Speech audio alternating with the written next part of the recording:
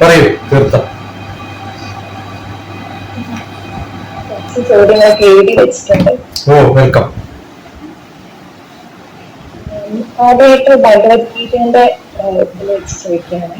അതിൽ ഭാരതീയ ശാസ്ത്രത്തിലെ തെറ്റും ശരിയും ഇല്ല എന്ന് പറയുന്നുണ്ടല്ലോ.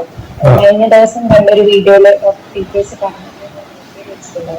അപ്പൊ ഈ ഭഗവാൻ അർജുനോട് പറയുന്നത് കർമ്മം ചെയ്യാനല്ല, യുദ്ധം ചെയ്യാൻ. യുദ്ധം ചെയ്യുന്നത് എന്തിനാന്ന് വെച്ച് കഴിഞ്ഞാൽ എന്നാലേ രാജ്യത്തിന് നന്മ ഉണ്ടാവുള്ളൂ എന്നുള്ളതാണ്. അപ്പൊ അവരവര് ജയിച്ചു കഴിഞ്ഞാല് എന്ത് ചെയ്യും? ഈ അധർമ്മം എന്ന് പറയുന്നത് തെറ്റായിട്ടും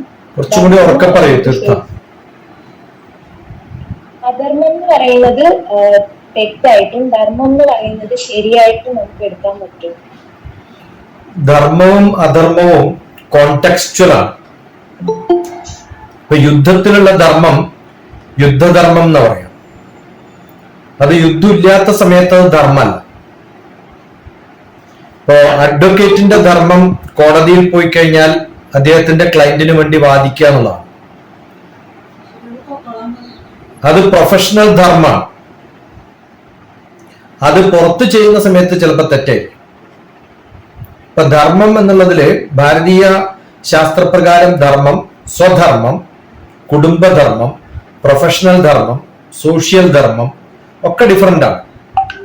ഒരു പോലീസിന്റെ പണിയിൽ പോലീസിന്റെ അധികാരികൾ പറഞ്ഞാൽ സബോർഡിനേറ്റ് ഒരാളെ അടിക്കാൻ പറഞ്ഞാൽ അടിക്കണം, ചോദ്യം ചെയ്യാൻ അടിക്കണം എന്ന് പറഞ്ഞാൽ അടിക്കേണ്ടി വരും.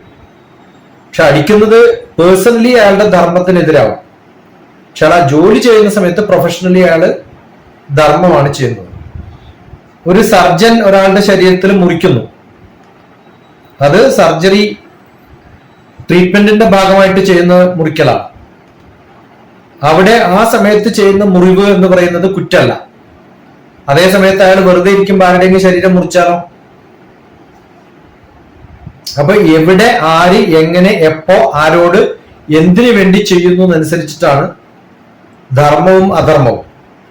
അപ്പൊ ഭഗവാൻ കൃഷ്ണൻ അർജുനനോട് ഇതാണ് ധർമ്മം എന്ന് പറയുമ്പോ ആ കാലഘട്ടത്തിൽ ഭരണകർത്താക്കന്മാരായി ഭരിക്കേണ്ടുന്ന തരത്തിൽ അവർ ഭരിക്കാത്തത് കൊണ്ട് അവിടെ ഉണ്ടാവുന്ന പ്രശ്നങ്ങൾക്കൊക്കെ ആ ഭരണാധികാരി കുറ്റം പെടുത്തേണ്ട ആവശ്യം വരുമ്പോ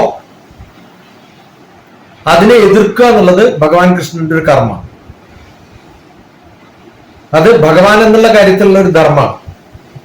അതുകൊണ്ട് എന്ത് ചെയ്തു?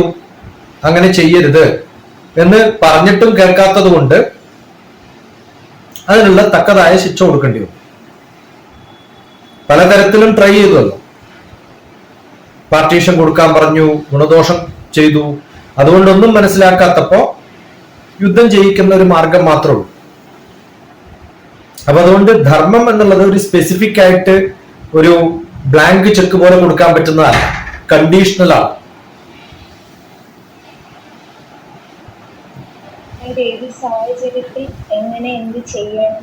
How, when, where, why, with whom, in front of whom, ഇതൊക്കെ ധർമ്മത്തിന്റെ ഭാഗമാണ്. ഇപ്പൊ ഒരു കാര്യം ചെയ്യുന്ന സമയത്ത് നമ്മള് റൈറ്റ് പെർസ്പെക്റ്റീവിൽ അങ്ങനെ ചിന്തിച്ചിട്ടാണ് ചെയ്യേണ്ടത്. ചിലപ്പോൾ ഒരു കാര്യം ചെയ്യുമ്പോൾ 1-2 പേരെ ബുദ്ധിമുട്ടിക്കേണ്ടി വന്നാലും അതൊരു 10-15 പേർക്ക് ഗുണമുള്ളതായി വരുമെങ്കിൽ അങ്ങനെയാണ് നമ്മൾ ചിന്തിക്കേണ്ടത്. അല്ല, അത് നമ്മളെ സാധാരണ സ്വധർമ്മത്തിൽ നമ്മൾ ബാലൻസ് ചെയ്യുമ്പോ എന്റെ ഏറ്റവും അടുത്തൊരു കുടുംബ ബന്ധുവിന് അസൗകര്യം ഉണ്ടാകുന്ന ഒരു കാര്യത്തിൽ അവർക്ക് നമുക്ക് നല്ലപോലെ ഒരു കോൺഫിഡൻസ് ഉണ്ട്, ഇദ്ദേഹം എന്റെ കൂടെ നിൽക്കുന്ന ഒരാളാണ്. അതിനെ ബ്രീച്ച് ചെയ്തുകൊണ്ട് നമ്മൾ 10 പേരെ പുറത്ത് സഹായിച്ചുകൊണ്ടൊന്നും വലിയ കാര്യം ഉണ്ടാവില്ല. അപ്പൊ ആ ബ്രീച്ച് ചെയ്യുന്നതിന് പകരം അവരെ കൺവിൻസ് ചെയ്യിപ്പിക്കുക എന്നുള്ളതും കൂടി നമ്മുടെ ഒരു ഭാഗമാണ്. ഇപ്പൊ പലപ്പോഴും ഞാൻ ചെയ്യുന്ന ഒരു കർമ്മം ശരിയാണോ തെറ്റാണോ എന്ന് എനിക്ക് തന്നെ ഉറപ്പുണ്ടാവില്ല. ആ കോണ്ടെക്സ്റ്റില് ഞാൻ ആലോചിക്കുമ്പോൾ അത് ശരിയാണെന്ന് തോന്നിയിട്ട് ഞാൻ ചെയ്യുന്നു. അത് പരമാർത്ഥം ആർക്കൊക്കെ പറഞ്ഞ് മനസ്സിലാക്കിക്കാൻ പറ്റുമോ അവർക്കൊക്കെ മനസ്സിലാക്കിച്ച് മാറ്റിയെടുക്കാൻ പറ്റുകയാണെങ്കിൽ നല്ലത്. പറ്റില്ലാത്തൊരവസ്ഥ വരുമ്പോൾ എന്ത് ചെയ്യും? നമുക്ക് തന്നെ നമ്മളെല്ലാ കാര്യങ്ങളും ചെയ്യുന്നത് നമ്മുടെ കോണ്ടെക്സ്റ്റില് ആ സിറ്റുവേഷനിൽ എനിക്ക് നല്ലതാണെന്ന് തോന്നുന്നതാണ് ഞാൻ ചെയ്യുന്നത്. ഞാൻ ഒരാൾക്ക് വേണ്ടി നന്മ ചെയ്യുമ്പോൾ മറ്റൊരാൾക്ക് അത് നന്മയല്ല എന്ന് തോന്നുന്നുണ്ടെങ്കിൽ അതിന് ബാലൻസ് ചെയ്യുക എന്നുള്ളതാണ് ജീവിതത്തിന്റെ പ്രശ്നം. അതുകൊണ്ട് ഞാൻ സാധാരണ പറയാനുള്ളത് ജീവിതത്തിൽ 3 കാര്യങ്ങൾ: റോൾ, ഗോൾ, വാല്യൂസ്. റോൾ എന്ന് പറയുന്നത് എനിക്ക് കുറെ റോളുകളുണ്ട്. ആ റോൾ എല്ലാം ഒരേപോലെ എല്ലാവരെയും സന്തോഷിപ്പിച്ച് ജീവിപ്പിക്കാൻ വലിയ ബുദ്ധിമുട്ടാണ്. ഇപ്പൊ ഒരാളെ സന്തോഷിപ്പിക്കുമ്പോൾ മറ്റേയാൾക്ക് ചിലപ്പോൾ സന്തോഷം ഇല്ലാണ്ടാവും. അപ്പൊ ഞാൻ എന്ത് ചെയ്യണം? ഇപ്പം ആ സമയത്ത് ഞാൻ താൽക്കാലികമായിട്ട് എൻ്റെ വാല്യൂസ്, എനിക്ക് എൻ്റെതായ ഒരു വാല്യൂ ഉണ്ട്, ആ വാല്യൂവിനെ ഞാൻ കുറച്ച് ഡൗൺ ആക്കും. എൻ്റെ ഒരു റോളിന് വേണ്ടിയിട്ട് എൻ്റെ വാല്യൂ ഡൗൺ ആക്കണമെന്ന് ചോദിച്ചാൽ ചിലപ്പോൾ ഡൗൺ ആക്കേണ്ടി വരും. ഞാൻ വളരെ ഒരു സ്പെഷ്യൽ ആയിട്ടുള്ള ഒരു വാല്യൂ സിസ്റ്റം, പങ്ക്ച്വാലിറ്റി എന്ന് പറയുന്നത് എനിക്ക് അത്യാവശ്യമുള്ള ഒരു സംഭവം അംഗീകരിക്കാം. ഞാൻ വണ്ടി ഓടിച്ചൊരു സ്ഥലം വരെ പോകുന്നു, അതിനിടയിൽ ഒരു ആക്സിഡന്റ് കണ്ടു. അവിടെ ഞാൻ ഒരു 10 മിനിറ്റ് അവരെ സഹായിക്കാനോ അവരെ ഹോസ്പിറ്റലിൽ എത്തിക്കാനോ പോയാൽ ഞാൻ എത്തേണ്ട സമയത്ത് എത്തില്ല. എന്റെ വാല്യൂവും കോൺട്രഡിക്റ്റ് ചെയ്യും. ഞാൻ പങ്ക്ച്വാലിറ്റി നോക്കണോ ഒരാളെ സഹായിക്കാൻ നോക്കണോ? അത് ആ കോണ്ടെക്സ്റ്റിൽ ഞാൻ മാത്രമേ ഉള്ളൂങ്കിൽ ചിലപ്പോൾ ഞാൻ ഇടപെടേണ്ടി വരും. വേറൊരാളെ സഹായിക്കാൻ ഓൾറെഡി റെഡി ആയിട്ടുണ്ട്. അപ്പൊ അയാൾ ചെയ്തു എന്ന് വെച്ചാൽ അയാൾക്ക് വേണ്ട സപ്പോർട്ട് കൊടുത്തിട്ട് അല്ലെങ്കിൽ അയാളെങ്ങനെ പറഞ്ഞു വിട്ടാൽ മതി. അല്ലെങ്കിൽ എന്റെ കൂടെ വേറൊരാളുണ്ടെങ്കിൽ അയാളെ അതിന് നിർത്തിയിട്ട് ഞാൻ പോകേണ്ടി വരും. അപ്പൊ ഇതൊക്കെ ഓരോ കോണ്ടെക്സ്റ്റിലും ഞാൻ തീരുമാനിക്കുന്ന എന്റെ അഡ്ജസ്റ്റ്മെന്റ്സ് ആണ്. Life is full of adjustments. എല്ലാവരും അത് ചെയ്യുന്നുണ്ട്. അതില് ആ മാനേജ്മെന്റ് ശരിക്കും അറിയാത്തവർ ചിലപ്പോൾ അബദ്ധത്തിൽ ചാടുകയും ചെയ്യും. ആർക്കായി പ്രശ്നം ഉണ്ടാകുന്നത്? ശരിക്കുള്ള ഇത്തരം അഡ്ജസ്റ്റ്മെന്റുകൾ ശരിക്കും ചെയ്യാൻ പറ്റാത്ത വ്യക്തികളൊക്കെ ചിലപ്പോൾ അബദ്ധത്തിൽ ചാടും. ഓക്കെ, കുറെ ഡിമാൻഡിങ് ആയാൽ ഒരാൾ എന്ത് ചെയ്യും? എനിക്ക് ഇഗ്നോർ ചെയ്യാൻ പറ്റാത്ത വിധത്തിൽ ഹൈലി ഡിമാൻഡിങ് ആണെന്ന് വിചാരിക്കുക. ഞാൻ എന്ത് ചെയ്യും? അഡ്ജസ്റ്റ്മെന്റും പറ്റുന്നില്ല, എന്ത് ചെയ്യും? വലിയ ബുദ്ധിമുട്ടുണ്ടാകും. മാനസികമായ സംഘർഷങ്ങൾ ഉണ്ടാവും. വാല്യൂ സിസ്റ്റംസിനെ നമ്മൾ ഡൗൺ ചെയ്യേണ്ടി വരും. ഇതൊക്കെ ജീവിതത്തിൽ എല്ലാവർക്കും അനുഭവിക്കുന്നതാണ്. അത് ലെവലുകൾ നോക്കിയിട്ടോ നമ്മളെ ക്വാളിറ്റി നോക്കിയിട്ടോ ഒന്നുമല്ല. ഇതൊക്കെ പോസിബിൾ ആണ്, സാധാരണ പോസിബിൾ ആയിട്ടുള്ള സംഭവം.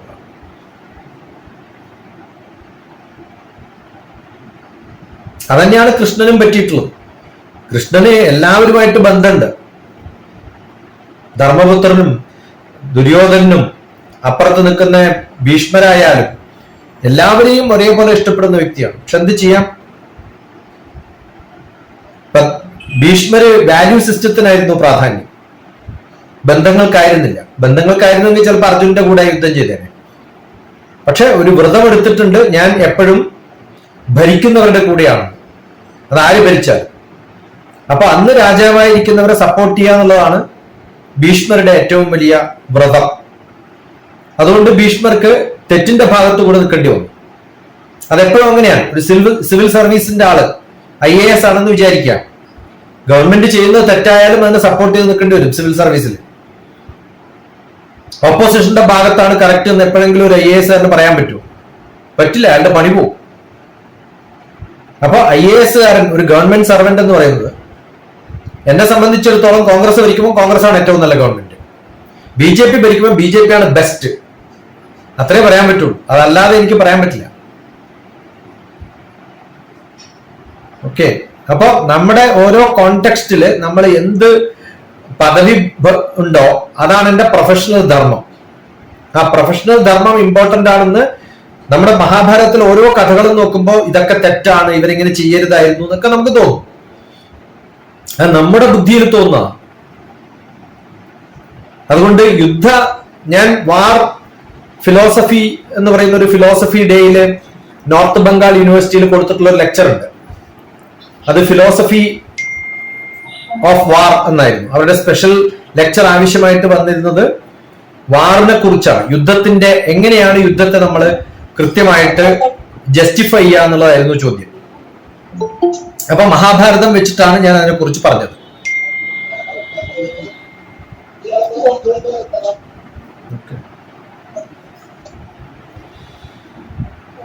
ഇപ്പൊ ഭഗവാൻ കൃഷ്ണന് എല്ലാരെയും ഒരുപോലെ ഇഷ്ടമായിരുന്നു എന്ന് പറഞ്ഞു.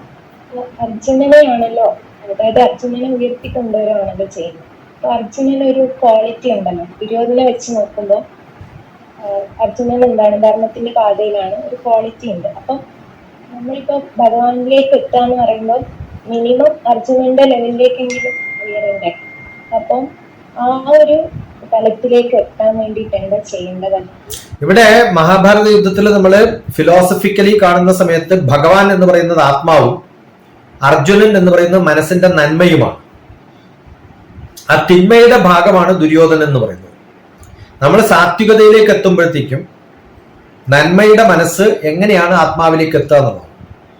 അതാണ് ഭഗവാൻ ഉദ്ധരേത് ആത്മനാത്മാനം ആത്മാനം അവസാധയേത് ആത്മൈവ ഹ്യാത്മനോ ബന്ധു ആത്മൈവ രിപുരാത്മനഹ എന്ന് പറഞ്ഞതിന് അർത്ഥം, എന്റെ നന്മയുടെ മനസ്സിനെ ആത്മാവിന്റെ ലെവലിലേക്ക് എത്തിച്ചാൽ ഞാൻ കോൺട്രഡിക്റ്റിംഗ് ഇല്ലാത്തൊരു വ്യക്തിയായിട്ട് മാറും. വളരെ ലോജിക്കലായിട്ട് ആലോചിക്കുന്ന സമയത്ത് ചിലപ്പോൾ തെറ്റാണെന്ന് തോന്നും. അപ്പൊ ഈ കോൺട്രഡിക്ഷൻസ് എല്ലാവരിലും ഉണ്ട്. ആ കോൺട്രഡിക്ഷൻസ് ആണ് മഹാഭാരത യുദ്ധത്തിൽ നമ്മൾ കാണുന്നത്. അപ്പൊ അത് ഭഗവാനെ അർജുനനെ ഇഷ്ടം എന്ന് പറഞ്ഞാൽ എന്റെ നന്മയുടെ മനസ്സിനെ എനിക്ക് ഇഷ്ടമാണെന്നാണ് അർത്ഥം. ഞാൻ ചെയ്യുന്ന കർമ്മങ്ങളെ കുറച്ച് കഴിയുമ്പോൾ ഞാൻ തന്നെ പറയുമല്ലോ അയ്യോ ചെയ്യണ്ടായിരുന്നു. അങ്ങനെ പറയാത്ത എന്റെ മനസ്സ് ഏതാണോ ആ മനസ്സാണ് അർജുനൻ. അതിനെന്തുണ്ടാവും? അങ്ങനെ ചെയ്യുന്ന സമയത്ത് വിജയവും ശ്രീയും ഉണ്ടാവും. അങ്ങനെ അർജുനനെ എത്തിക്കുക, എന്റെ മനസ്സിനെ ആ ലെവലിലേക്ക് എത്തിക്കുക എന്ന് പറഞ്ഞാൽ ഞാൻ ആത്മീയ പുരുഷനായിട്ട് മാറുക, ആത്മീയതയിലേക്ക് എത്തുക എന്നാണ് ഭഗവത്ഗീതയുടെ ഉള്ളടക്കം. അതിനുള്ള യുദ്ധമാണ് ഈ നടക്കുന്നത്. അധർമ്മത്തെ നമ്മൾ ജയിക്കുമ്പോൾ, എല്ലാ ജനങ്ങൾക്കും ഉപകാരമുള്ള കുറെ കാര്യങ്ങൾ നമ്മൾ ചെയ്യുമ്പോൾ, എന്റെ കുടുംബത്തിലെ കുറച്ചു പേരെ ബുദ്ധിമുട്ടിച്ചാലും വലിയ കുഴപ്പമൊന്നുമില്ല, എന്റെ അടുത്ത ബന്ധുവിനെ ചിലപ്പോൾ ഉപദ്രവിച്ചാലും എന്റെ അടുത്ത സുഹൃത്തിനെ ചിലപ്പോൾ ഉപദ്രവിച്ചാലും അത് കുറെ ജനങ്ങൾക്ക് ഉപകാരമുള്ളൊരു കാര്യം ചെയ്യുകയാണെങ്കിൽ അതാണ് ധർമ്മം എന്നാണ് ഭഗവത്ഗീത നമ്മളെ പഠിപ്പിക്കുന്നത്. ലോകാനാം ഉപകാരായ, ലോകത്തിന് ഉപകാരപ്രദമായിട്ടുള്ള കാര്യങ്ങളാണ് നമ്മൾ ചെയ്യേണ്ടത്. അതിനു വേണ്ടിയിട്ടുള്ളൊരു ഒരു സെഷനാണ്, ലെക്ചറാണ്, ഒരു അഡ്വൈസ് ആണ് ഭഗവാൻ അവിടെ തരുന്നത്.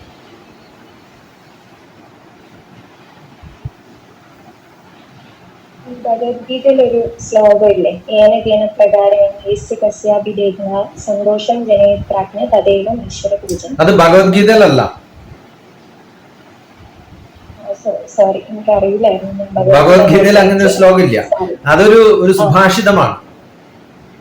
അതൊരു അമരവാക്യം എന്നൊക്കെ പറയുന്ന വാക്യങ്ങളാണ്. അമരവാക്യം എന്ന് പറഞ്ഞാൽ സ്ഥിരമായി നിൽക്കുന്ന കുറെ വാക്യങ്ങള്, ചെറിയ ചെറിയ ശ്ലോകങ്ങൾ സൂക്ഷിച്ചു വെച്ചിട്ടുണ്ടാവും. ഭഗവത്ഗീതയിൽ അങ്ങനെയൊന്നുമില്ല. അത് പറയുന്നത് നമ്മൾ എന്ത് ചെയ്താലും ആർക്ക് വേണ്ടി ചെയ്യുമ്പോഴും ഞാൻ ചെയ്യുന്ന കർമ്മം ആർക്കെങ്കിലും സുഖം കൊടുക്കുന്ന ഒരു സംഭവമായിട്ട് മാറണേ എന്നുള്ള പ്രാർത്ഥനയാണ്. അതില് ഇപ്പോ ദുര്യോധനനെ പോലെയുള്ള ഒരാൾക്കാണ് നമ്മൾ ഉപകാരം ചെയ്യുന്നതെങ്കിൽ, ഇപ്പൊ ഒരാൾ അയാൾക്ക് ഉപകാരം ചെയ്യുമ്പോൾ അയാൾ തെറ്റാണ് ചെയ്യാൻ പോകുന്നത് നമുക്ക് അറിയാമെങ്കിൽ അങ്ങനത്തെ ഒരു സാഹചര്യത്തിൽ നമ്മൾ ചെയ്യേണ്ടതുണ്ടോ? അല്ല, ഈ തെറ്റും ശരിയും എന്ന് പറയുന്നത് ഈ ദുര്യോധനന്റെ അവസാന കാലം, മരിക്കാതെ കിടക്കുന്ന ഒരു വ്യക്തിയാണ് ദുര്യോധനൻ. അയാൾ മരിക്കുന്ന ഉറപ്പാണ്. അയാളെ കൊല്ലുന്നതാണ് ഏറ്റവും നല്ല കർമ്മം അയാൾക്ക് വേണ്ടി ചെയ്യാൻ പറ്റുന്നത്. അപ്പൊ ഈ നല്ല കർമ്മം ചെയ്യുക എന്ന് പറയുന്നത് ഏത് കോണ്ടെക്സ്റ്റിൽ ആർക്ക് എങ്ങനെ എന്ത് ചെയ്യുന്നു എന്നനുസരിച്ചാണ്. മരണവേദന അനുഭവിച്ചിട്ട് കിടക്കുന്ന ഒരു ദുര്യോധനെ ഭാരത് എ ഖോജ് എന്നുള്ള ഒരു സീരിയൽ ഉണ്ട്, ജവഹർലാൽ നെഹ്റുവിന്റെ ഡിസ്കവറി ഓഫ് ഇന്ത്യയുടെ ഭാഗമായിട്ട് ഉണ്ടാക്കിയിട്ടുള്ളതാണ്. അതിന്റെ ലാസ്റ്റ് എപ്പിസോഡ് എന്ന് പറയുന്നത് ദുര്യോധനന്റെ മരണമാണ്. കാരണം ദുര്യോധനെ അത്ര എളുപ്പമൊന്നും കൊല്ലാൻ പറ്റില്ല, നമ്മുടെ ഉള്ളിലുള്ള ദുഷ്ചിന്തകളെ അത്ര എളുപ്പം കൊല്ലാൻ പറ്റില്ല എന്നാണ് അതിനർത്ഥം. പക്ഷെ അങ്ങനെ കൊല്ലാതെ കടന്നു കഴിഞ്ഞാല് പിന്നെയും അത് ഉയർത്തെഴുന്നേൽക്കും. അതുകൊണ്ടാണ് മഹാഭാരത യുദ്ധം പറയുന്നത് എല്ലാവരെയും നിങ്ങളുടെ എതിരാളികളെയൊക്കെ കൊന്നു തീർന്നാലേ യുദ്ധം കഴിയുള്ളൂ എന്നാണ്. അതാണ് ഗ്യാരണ്ടി. അല്ലെങ്കിൽ അയാളെ എങ്ങനെയെങ്കിലും വെറുതെ ജീവിതത്തിലൂടെ വിട്ടാൽ പോരെ, അവസാന നിമിഷം നമ്മൾ ദയാവധതും കൊടുക്കാണ്ടിരുന്നാൽ പോരെ. പക്ഷെ അതല്ല ചെയ്യുന്നത്. ആ മരണാവസ്ഥയിൽ അയാളെ കൊല്ലുക എന്നുള്ളതാണ് അയാളോട് ചെയ്യാൻ പറ്റുന്ന ഏറ്റവും വലിയ ദയ. ഓക്കെ, അത് ഇന്ത്യൻ കോണ്ടെക്സ്റ്റിൽ ഇല്ല. പക്ഷെ മഹാഭാരത കാലത്ത് അത് ഉണ്ടായിരുന്നു. ഇന്ത്യൻ കോണ്ടെക്സ്റ്റില് ഒരാളെ കൊല്ലുക എന്നുള്ളത് അവസാനം മരണക്കിടക്കയിൽ കിടക്കുന്ന ഒരു ഡോക്ടർ പോലും അയാൾ മരിക്കുന്ന ഉറപ്പുണ്ടായാലും അയാളെ കൊല്ലാൻ പാടില്ല. ദയാവധം നമ്മുടെ ഭാഗമല്ല. അങ്ങനെ ഭാഗമായിട്ടുള്ള ലോകങ്ങളുണ്ട്.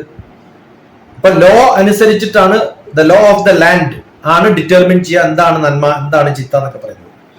ആ കാലത്ത് മഹാഭാരതത്തിന്റെ ആ യുദ്ധകാലത്ത് അതായിരുന്നു നന്മ എന്നർത്ഥം.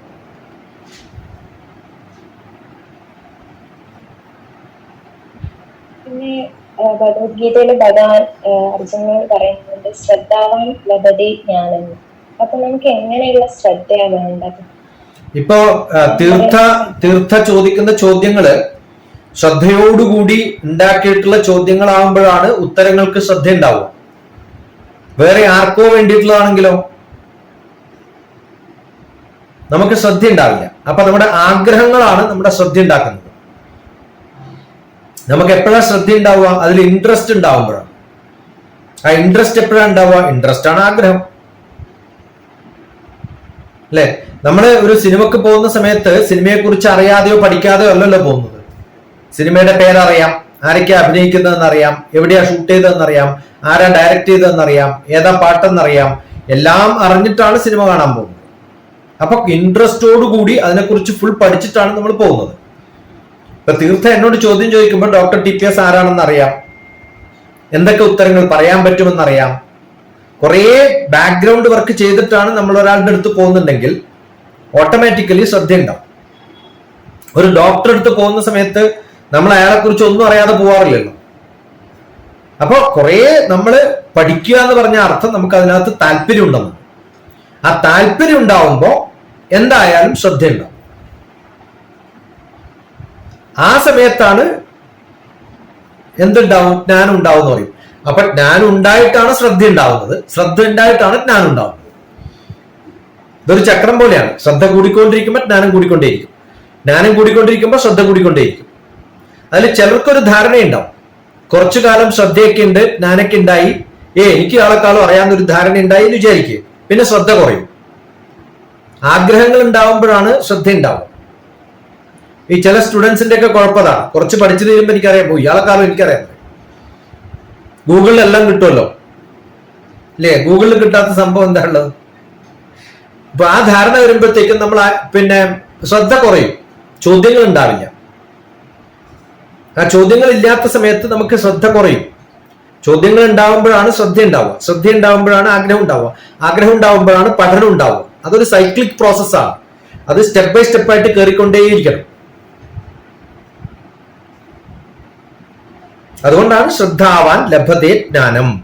അർജുൻ എത്ര പ്രാവശ്യമാണ് ചോദിച്ച ചോദ്യം പിന്നെയും മാറ്റി മാറ്റി മാറ്റി മാറ്റി മാറ്റി ചോദിക്കുന്നത്. ഓരോ ചാപ്റ്ററിലും ചോദിക്കുന്ന ചോദ്യം അടുത്ത ചാപ്റ്ററും പഴയ ചാപ്റ്ററൊക്കെ നോക്കിയാൽ ഒരേ ക്വസ്റ്റ്യൻ തന്നെയായിരിക്കും. പക്ഷെ ഉത്തരം പറയുമ്പോൾ കുറെ മാറ്റി മാറ്റി പറയുന്നത്. കാരണം ലെവൽ അനുസരിച്ച് LKGയിലെ കുട്ടി തന്നെയാണ് നമ്മൾ PG ചെയ്യുമ്പോഴും ചോദിക്കുക. KG ചോദിക്കുന്ന ചോദ്യം PG ചോദിക്കുന്ന ഇത് ഒരു വ്യത്യാസവും ഇല്ല.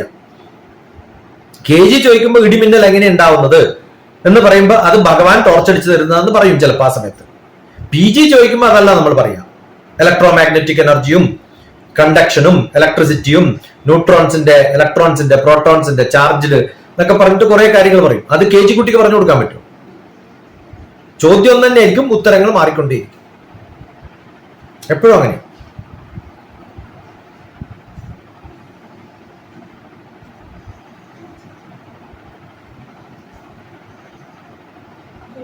റൈറ്റ് ആക്ഷൻ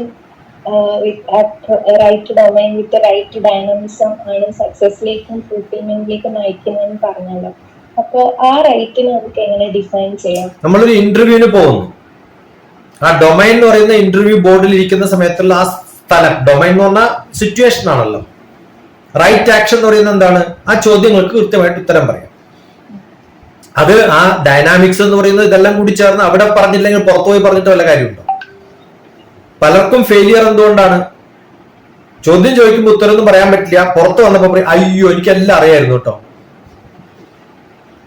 എക്സാമിനേഷൻ ചോദിക്കുമ്പോൾ അപ്പൊ എഴുതാൻ പറ്റിയില്ലെങ്കിൽ 2 മണിക്കൂർ കഴിഞ്ഞിട്ട് എഴുതാൻ പറ്റിയിട്ട് വല്ല കാര്യമുണ്ടോ? ഇപ്പൊ ദ ഡൊമൈൻ എന്ന് പറയുന്നത് ആ കോണ്ടെക്സ്റ്റുവൽ ആണ്. ഇപ്പൊ എനിക്ക് ബ്രേക്ക് ചവിട്ടിയാലാണ് ഒരു ആക്സിഡന്റിൽ നിന്ന് രക്ഷപ്പെടാൻ പറ്റാന്ന് അറിയാം. പക്ഷെ ചവിട്ടേണ്ട സമയത്ത് ചവിട്ടണ്ടേ? ആണോ അല്ലയോ? അപ്പൊ ചിലപ്പോ ചവിട്ടാണ്ടിരിക്കുന്നതാണ് രക്ഷപ്പെടാൻ പറ്റുക. റൈറ്റ് ആക്ഷൻ എന്ന് പറയുന്നത് ഇന്നാക്ഷൻ ഈസ് ഓൾസോ എൻ ആക്ഷൻ എന്നാണ്. ചെയ്യാണ്ടിരിക്കുന്നതും ഒരു കർമ്മമായിട്ട് കാണണം. ചിലര് വഴക്ക് പറയുന്നതായിരിക്കും ശരി, ചിലപ്പോൾ വഴക്ക് പറയാണ്ടിരിക്കുന്നതായിരിക്കും ശരി, ചിലരോട് ഗുണദോഷിക്കുന്നതായിരിക്കും ശരി, ഇങ്ങനെ ചെയ്യരുത് അങ്ങനെ ചെയ്യരുത്. ചിലരുണ്ട് ഇങ്ങനെ ചെയ്യരുതെന്നൊക്കെ പറഞ്ഞ സ്പോട്ടറായിരിക്കും. അപ്പൊ എന്ത് പറയും, നിങ്ങൾ ചെയ്യുന്നതാണ് കറക്റ്റ് എന്ന് പറയും, തീർന്നു കഥ.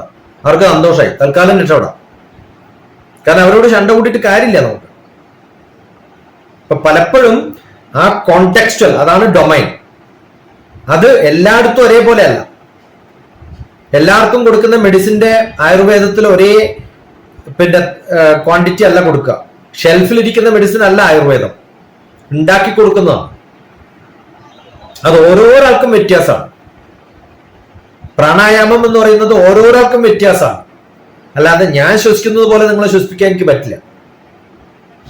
അപ്പൊ ഓരോരാളുടെയും കോൺസ്റ്റിറ്റ്യൂഷൻ അനുസരിച്ച്, സ്വഭാവം അനുസരിച്ച് എല്ലാവർക്കും ഒരേപോലെ അല്ലല്ലോ ഭക്ഷണം കഴിക്കാൻ പറ്റുക. എല്ലാ പ്രായക്കാരും തുല്യമായി ഭക്ഷണം കഴിക്കില്ല. ഒരേ ജോലി ചെയ്യുന്നവർ ഒരേപോലെയാണ് ചിന്തിക്കുക, അല്ല, എല്ലാം വ്യത്യാസമാണ്. അപ്പൊ ഓരോരോ വ്യക്തിക്കും അവരുടെ ഡൊമൈൻ ഡിഫറെന്റ് ആണ്, അവരുടെ റേഞ്ചും ഡിഫറെന്റ് ആണ്. ഡൊമൈനും റേഞ്ചും ഉണ്ടല്ലോ മാത്തമാറ്റിക്സിൽ, അത് തമ്മിൽ കണക്ട് ചെയ്യുന്നതാണല്ലോ ഫങ്ഷൻസ്. ആ ഫങ്ഷൻസ് ആൻഡ് ആക്ഷൻ. അപ്പൊ ഞാൻ ചെയ്യുന്ന പ്രവൃത്തി നിങ്ങളിൽ എങ്ങനെ എഫക്ട് ചെയ്യുമെന്ന് കണ്ടുപിടിക്കുന്ന ആ ഫങ്ഷൻ ആണ് എന്റെ റിലേഷൻഷിപ്പ്. ആ ടോപ്പോളജി എനിക്ക് ശരിക്കും അറിയാമെങ്കിൽ I can control the situation. ആ ടോപ്പോളജി അറിയില്ലെങ്കിൽ ഞാൻ ചെയ്യുന്നതൊക്കെ തെറ്റായി പോകും. അതാണ് വേണ്ടത്.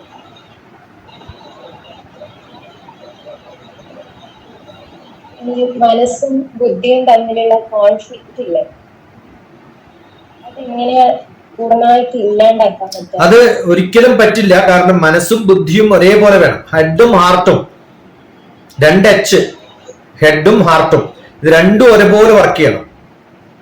കാരണം ഡാറ്റ, പഴയ സംഭവങ്ങള്, എന്റെ അറിവുകള് ഒക്കെ എന്റെ ബുദ്ധിയിലാണ്. അത് കോണ്ടെക്സ്റ്റുവൽ ആയിട്ട് ഇപ്പൊ ഉപയോഗിക്കാൻ വേണ്ടിയിട്ട് ഞാൻ മെമ്മറിയിൽ വെക്കുന്നതാണ് എന്റെ മനസ്സ് എന്ന് പറയുന്നത്. റാമും റോമും കമ്പ്യൂട്ടറിലുള്ള പോലെ ബാക്കപ്പ് മീഡിയയും സോഫ്റ്റ്വെയർ വർക്ക് ചെയ്യുന്നതിനുള്ള ആക്സസ് ചെയ്യാൻ പറ്റുന്ന ആക്സസബിൾ മെമ്മറീസുമാണ്. ഇത് രണ്ടും ഒരുപോലെ എല്ലാവർക്കും ഉണ്ട്. എല്ലാ സംഭവങ്ങളും മനസ്സിൽ വെക്കാൻ പറ്റുമോ? വെക്കാൻ പറ്റില്ല. അങ്ങനെ വെച്ചാൽ മനുഷ്യന് ജീവിക്കാനേ പറ്റില്ല. എന്റെ ഏതോ ഒരു ബന്ധു കുറെ കാലം മുമ്പ് മരിച്ചു പോയിട്ടുണ്ട്, അതെന്നെ മനസ്സിൽ വെച്ചോണ്ടിരുന്നാലോ? അത് ആ റാൻഡം ആക്സസ് മെമ്മറിയിൽ തൽക്കാലം ഉള്ളത് ആ മരിച്ച 4 ദിവസമോ 10 ദിവസമോ 12 ദിവസമോ ഉണ്ടാവും. അത് കഴിഞ്ഞാൽ പിന്നെ അവരങ്ങോട്ട് വിട്ടു, നമ്മള് മെമ്മറിയിലേക്ക് വിട്ടു. പിന്നെ നമ്മൾ വ്യാവസായികമായിട്ട് ചെയ്യാവുന്ന, വ്യാപാരികമായിട്ട് ചെയ്യാൻ പറ്റുന്ന എന്റെ ചുറ്റുമുള്ള സംഭവങ്ങളൊക്കെ എനിക്ക് വ്യാവഹാരികമായിട്ട് ചെയ്യേണ്ട കാര്യങ്ങളൊക്കെ ഞാൻ ചെയ്തുകൊണ്ടിരിക്കും. പക്ഷെ ഇടയ്ക്ക് പഴയ മെമ്മറി ഇങ്ങനെ താഴത്തോട്ട് വന്നുകൊണ്ടിരിക്കും. അതില്ലാണ്ടിരുന്ന നമ്മളെ ബന്ധം എന്താ ഉള്ളത്? നിങ്ങളെയൊക്കെ എനിക്ക് ഓർമ്മയുണ്ട് എന്ന് പറയുന്നതിൽ വല്ല അർത്ഥമുണ്ടോ? ഒരാളും ഓർമ്മയില്ല. എല്ലാ ദിവസവും എല്ലാവരുടെ കാര്യം നമ്മുടെ മനസ്സിൽ വെച്ചുകൊണ്ടിരിക്കാൻ പറ്റില്ല. എപ്പോഴെങ്കിലും ഫ്രണ്ടിൽ വരുമ്പോ, കോണ്ടെക്സ്ച്വലി കാണുമ്പോ നമ്മൾ അവരുടെ മുഖവും അവരുടെ പഴയ സ്വഭാവവും അവരെ കണ്ടിരുന്ന കാര്യങ്ങളും ഇപ്പൊ നടക്കുന്ന സംഭവങ്ങളും ഒക്കെ മനസ്സിൽ നിന്ന് പാടി വരുന്നു. അതല്ലാതെ നമ്മൾ ഒരാളെ തന്നെ കുറിച്ച് ആലോചിച്ചുകൊണ്ടിരിക്കാൻ എത്ര പേരെ കുറിച്ച് നമുക്ക് ആലോചിക്കാൻ പറ്റില്ലല്ലോ. ഒരു തോട്ട് ഒരു പ്രാവശ്യം ഒരു മനുഷ്യനിൽ ഒരു ഫ്രാക്ഷനെ ഉണ്ടാവും, അത് മാറിക്കൊണ്ടേയിരിക്കും. അപ്പൊ എല്ലാരെ കുറിച്ചും എല്ലായ്പ്പോഴും നമുക്ക് ആലോചിക്കാൻ പറ്റില്ല. അപ്പൊ ബ്രെയിനിൽ വെക്കുന്ന സംഭവങ്ങൾ കോണ്ടെക്സ്ച്വൽ ആയിട്ട് ഡൗൺലോഡ് ചെയ്ത് നമുക്ക് സൂക്ഷിക്കാൻ പറ്റുന്ന തരത്തിൽ അവൈലബിൾ ആവണം എന്ന് മാത്രം. അതാണ് മെമ്മറി. മനസ്സ് എന്ന് പറയുന്നത് ഫീലിംഗ് ആണ്. ആ ഫീലിംഗ് എപ്പോഴുണ്ടാവുക? ആ സമയത്ത് ഉണ്ടാവും. നമ്മളെല്ലാം മറന്ന് പല സംഭവങ്ങളും ചെയ്യുന്ന സമയത്ത് നമുക്ക് ബാക്കിയുള്ള ചിന്തകളൊക്കെ മനസ്സിലുണ്ടാക്കാൻ പറ്റില്ല. അപ്പൊ ഇത് രണ്ടും കോൺട്രഡിക്റ്റിങ്ങും അല്ല, കോൺഫ്ലിക്റ്റിങ്ങും അല്ല. അത് തമ്മിൽ സപ്ലിമെന്ററി ആണ്, കോംപ്ലിമെന്ററി ആണ്. ഒന്നിനെ ഒന്ന് സഹായിക്കും. ആവശ്യമുള്ള സമയത്ത് എടുക്കാം, ആവശ്യമുള്ള സമയത്ത് വേണ്ടാന്ന് വെക്കാം. അങ്ങനെയൊക്കെ ചെയ്യുന്ന ഒരു സംഭവമാണ്. പരസ്പരം അനുപ്രചയത്നാണ്, അന്യോന്യം ബന്ധപ്പെട്ടിരിക്കുന്നതാണ്. അങ്ങനെയാണ് വേണ്ടത്.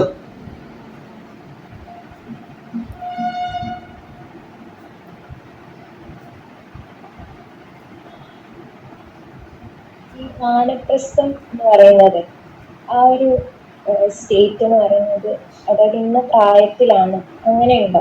എന്താണ് വാനപ്രസ്ഥം?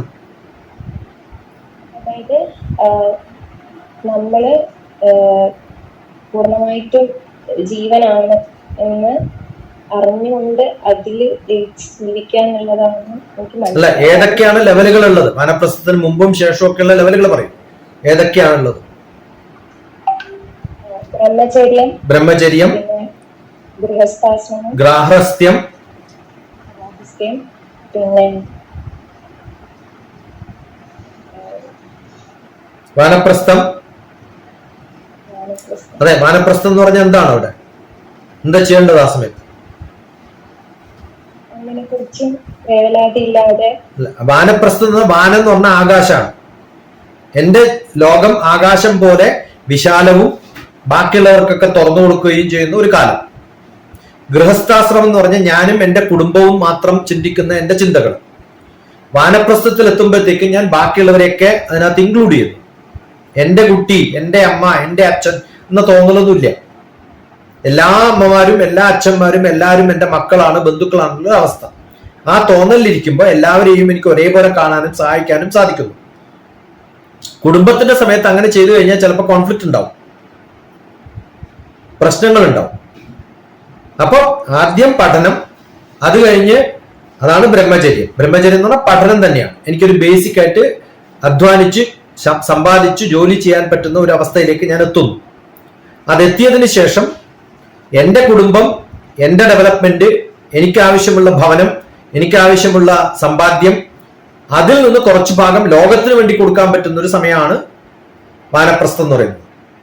ആ സമയത്ത് ഞാൻ എൻ്റെ വീട്ടിൽ മാത്രം ശ്രദ്ധിച്ചുകൊണ്ടിരുന്നു കഴിഞ്ഞാൽ പോറലുകളൊക്കെ പറ്റും. നമ്മളെ വേണ്ടാത്തൊരവസ്ഥ വരും വീട്ടില്. എന്നെ കൊണ്ട് വലിയ കാര്യമൊന്നുമില്ല, എൻ്റെ മക്കളൊക്കെ വളർന്നു വലുതായി, ഇനി എന്നെ കൊണ്ട് അവർക്ക് വലിയ ഗുണമൊന്നുമില്ല. അപ്പൊ എന്ത് ചെയ്യണം? അവരിലൊന്നും തൊടാതെ വായു നിൽക്കുന്നത് പോലെ നിൽക്കുക. അതിലൊക്കെ അകത്തുണ്ടാവണം, പക്ഷെ അകത്തില്ല, അകത്തുള്ള പോലെ തന്നെ പുറത്തുള്ളത്. അകത്താക്കിയാലും കുഴപ്പമില്ല, പുറത്താക്കിയാലും കുഴപ്പമില്ല. അങ്ങനെ ഇരിക്കുന്ന ഒരവസ്ഥയിൽ എനിക്ക് എന്ത് ചെയ്യാൻ പറ്റും? അവിടെ ഒഴുകാൻ പറ്റും, ഇവിടെ ഒഴുകാൻ പറ്റും, ഉണ്ടായാൽ എന്ത്, ഇല്ലെങ്കിൽ എന്നുള്ള ഒരവസ്ഥയായിരിക്കും. അതും കഴിഞ്ഞപ്പോ നമ്മൾ അവിടേക്ക് ഉണ്ട്, എല്ലാ കാര്യങ്ങളിലും ഇടപെടുന്നുണ്ട്. അതും കഴിയുമ്പോഴാണ് സന്യാസം. സന്യാസം എന്ന് പറയുന്നത് മാറി നിൽക്കുക, അത്യാവശ്യത്തിന് ആരെങ്കിലും വന്നാൽ മാത്രം കണ്ണു തുറക്കുക. അല്ലാതെ എല്ലാ കാര്യത്തിലും നമ്മൾ ഇടപെടുകയോ സാമൂഹികമായിട്ടും എല്ലാ കാര്യത്തിലും ഇടപെടേണ്ട കാര്യമൊന്നുമില്ല. അഡ്വൈസിന് വന്നാൽ മാത്രം കൊടുക്കുക.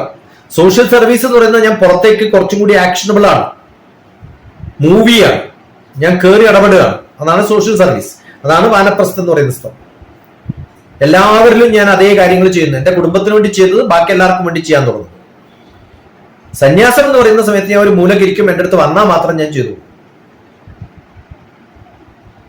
ഈ 4 സ്റ്റെപ്പും എപ്പോ വേണമെങ്കിലും ആർക്കും ഉണ്ടാവാം. ചെറിയ പ്രായം മുതൽ ആ തോന്നലുള്ള കുറെ വ്യക്തികൾ നമുക്ക് കാണാം. അത് പ്രായബന്ധിതമല്ല, സ്വഭാവം കൊണ്ടാണ് അവരുടെ ഈ നിലകൾ ഉണ്ടാവുക.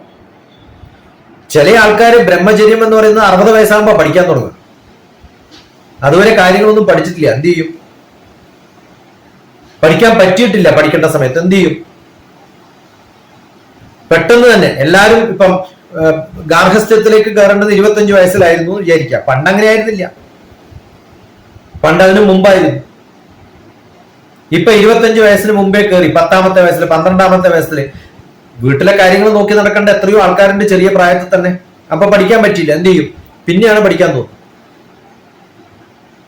ചില ആൾക്കാർ പെട്ടെന്ന് തന്നെ മതിയായില്ല പഠിച്ചിട്ട്, പക്ഷെ ഗാർഹസ്ഥ്യത്തിലേക്ക് വിട്ടുപോയി, എന്ത് ചെയ്യും? കുറച്ച് കഴിയുമ്പോൾ ആലോചിക്കുക, ഇനിയെങ്കിലും പഠിക്കണമല്ലോ. പ്രായമല്ല ഇതിന്, നമ്മുടെ ചിന്തകളാണ്. ഇതെല്ലാം കൂടെ കൊണ്ട് നടക്കുന്ന ആൾക്കാരുണ്ടാവും.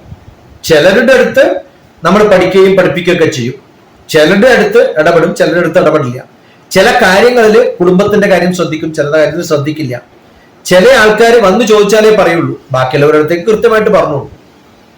അങ്ങനെയാവാലോ. അപ്പൊ വീട്ടിൽ തന്നെ 2 മക്കളുണ്ടെന്ന് വിചാരിക്കാം, ഒരാൾ ചോദിക്കുന്ന കാര്യങ്ങൾക്കൊക്കെ പറഞ്ഞു കൊടുക്കും, മറ്റേ ആളല്ല, നമ്മൾ കയറി ഇടപെടും. കാരണം എനിക്കറിയാം അവരെ സംബന്ധിച്ചിടത്തോളം ഞാൻ വാനപ്രസ്ഥല്ല വേണ്ടത്, ഇപ്പൊ സന്യാസ വേണ്ടത്, ഇടപെട്ടാലാണ് പ്രശ്നം. മറ്റേ മാന്റെ അടുത്തോ നമ്മളടുത്ത് നിന്ന് എക്സ്പെക്ട് ചെയ്യുന്നുണ്ട് ഇടയ്ക്കിടയ്ക്ക് ഇടപെടണം എന്നൊക്കെ. അത് എല്ലായിടത്തും ഉണ്ടാവും. ഇപ്പൊ അപ്പൊ ഇതൊക്കെ പാരലലി കൊണ്ടു നടക്കാവുന്നതാണ്. സെപ്പറേറ്റ് ആയിട്ട് ഓരോ കമ്പാർട്ട്മെന്റ് ഒന്ന് കഴിഞ്ഞ് പിന്നെ 60ാമത്തെ ബർത്ത്ഡേ കഴിഞ്ഞാൽ പിന്നെ വാനപ്രസ്ഥം, അങ്ങനെയൊന്നുമില്ല. 20ാമത്തേത് കഴിഞ്ഞാലും വാനപ്രസ്ഥത്തിൽ പോവാം.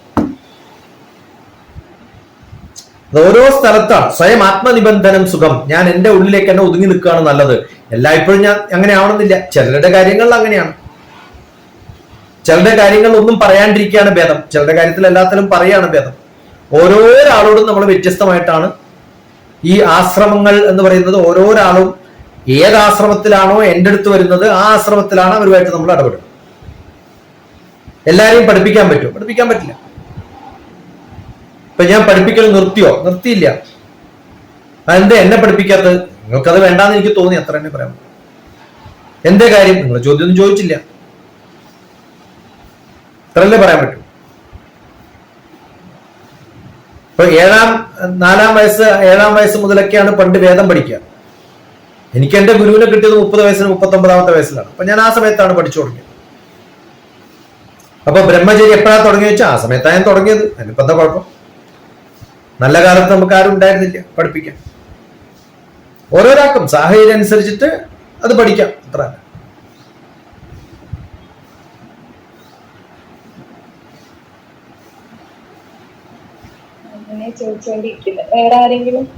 അല്ല, തീർത്ഥയാണ് ചോദ്യം ചോദിക്കണം എന്നുള്ള ആ ഒരു പഠിച്ച് നോട്ട് എഴുതി എനിക്ക് അയച്ചു തന്ന്, അപ്പൊ ഇതിൽ ചോദ്യങ്ങൾ ഉണ്ടാകും, അത് ശരിയാണോ തെറ്റാണോ എന്ന് ചോദിച്ചു എന്നോട് ഇങ്ങനെ ചോദിച്ചത്. ബാക്കിയുള്ളവരൊക്കെ അറിവുള്ളവരാണ്. അവരിങ്ങനെ കമന്റ് അടിക്കുക ചെയ്യുക. അവർക്ക് ചോദ്യങ്ങളൊന്നുമില്ല, സത്സംഗം വേണ്ട. ഓരോരാളും ചോദിക്കുന്നതിന് അവരുടെ ഉത്തരങ്ങളപ്പോ പറയും. തീർത്ഥ അങ്ങനെ പറഞ്ഞത് കൊണ്ടാണ് തീർത്ഥയോട് ചോദ്യങ്ങളുമായിട്ട് വരാൻ പറഞ്ഞത്. അതേ കോണ്ടെക്സ്റ്റിൽ ഇന്നലെ പ്രിയ ഡിസ്കസ് ചെയ്തപ്പോഴാണ് ഗ്രൂപ്പിൽ അങ്ങനെ ഒരു കാര്യം ഇട്ടത്. അപ്പൊ ഞാൻ വിചാരിച്ചു തീർത്ഥ ചോദിച്ച അതേ സമയം തന്നെ ഗ്രൂപ്പിലും വന്നതുകൊണ്ട് അത് ഇടാന്ന് വിചാരിച്ചു. ആർക്ക് വേണമെങ്കിലും അൺമ്യൂട്ട് ചെയ്ത് ചോദിക്കാം. ഓരോ ദിവസവും ഓരോരാൾ ചോദിച്ചിട്ട് ഓരോ വീഡിയോ ഇടുന്നില്ലേ? അപ്പൊ ചോദിക്കുന്നവർക്ക് ചോദിച്ചാൽ ആ വീഡിയോ ഇടാന്ന് മാത്രം. അത് ഇൻഡിവിജ്വൽ ആവാം, ഗ്രൂപ്പിലാവുമ്പോ ഗ്രൂപ്പിലും ഇടാം.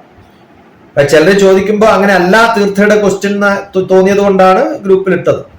അല്ലെങ്കിൽ ഇപ്പൊ എല്ലാ ദിവസവും ഇതേപോലെ ഓരോ മണിക്കൂർ ഞാൻ ഡിസ്കസ് ചെയ്യുന്നില്ലേ പലരുമായിട്ട്? അതിൽ ബിറ്റുകളല്ലേ ഞാൻ ഇടുന്നത്, വീഡിയോ ആയിട്ട് ഇടുന്നത്.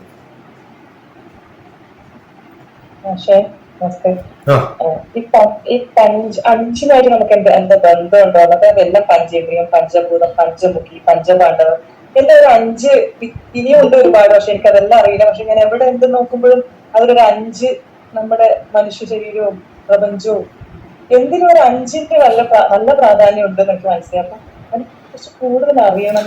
അല്ല, പഞ്ചേന്ദ്രിയവും പഞ്ചഭൂതവും ഒക്കെ ബന്ധപ്പെട്ടിട്ടുണ്ട്. പക്ഷെ 5 ഇന്ദ്രിയങ്ങളും 5 ഭൂതങ്ങളും മാത്രമൊന്നും അല്ലല്ലോ, നവദ്വാരങ്ങളില്ലേ. അതുപോലെ തന്നെ സപ്തസ്വരങ്ങളില്ലേ, സപ്തവർണ്ണങ്ങളില്ലേ. അങ്ങനെ ഓരോ നമ്പറിനും ഷഡ്കോണുകളില്ലേ. അപ്പൊ ഓരോ നമ്പറിനും എന്തെങ്കിലും കാണാൻ പറ്റും. മൂക്കൊന്നല്ലേ ഉള്ളൂ, കണ്ണ് 2 ഉള്ളൂ. അങ്ങനെ 1, 2, 3, 4 ഇഷ്ടം പോലെ കാണാൻ പറ്റും. അപ്പൊ നമ്മൾ സാധാരണ ഇന്ദ്രിയങ്ങൾക്കാണ് പ്രാധാന്യം. കാരണം അറിവുകളൊക്കെ കിട്ടുന്ന ഇന്ദ്രിയങ്ങളിലൂടെയാണ്. നമ്മൾ ജീവിക്കുന്ന പ്രപഞ്ചം എന്ന് പറയുന്നത് പഞ്ചഭൂതങ്ങളാണ്. അപ്പൊ നമ്മളും പഞ്ചഭൂതാത്മകമാണ്. നമ്മൾ പഞ്ചഭൂതത്തെ അറിയുന്നതിനാണ് നമ്മുടെ ഇന്ദ്രിയങ്ങളാണ്. അതാണ് നമുക്ക് ഏറ്റവും പ്രാധാന്യമുള്ളത്. അപ്പൊ അതുകൊണ്ട് അതിന് പ്രാധാന്യം കൊടുത്തു എന്ന് മാത്രം.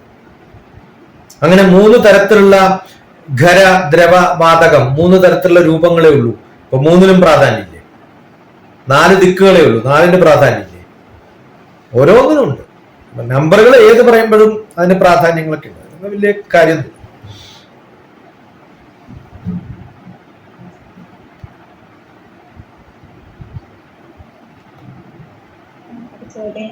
ഈ നമ്മള് പ്യുർ ഫോം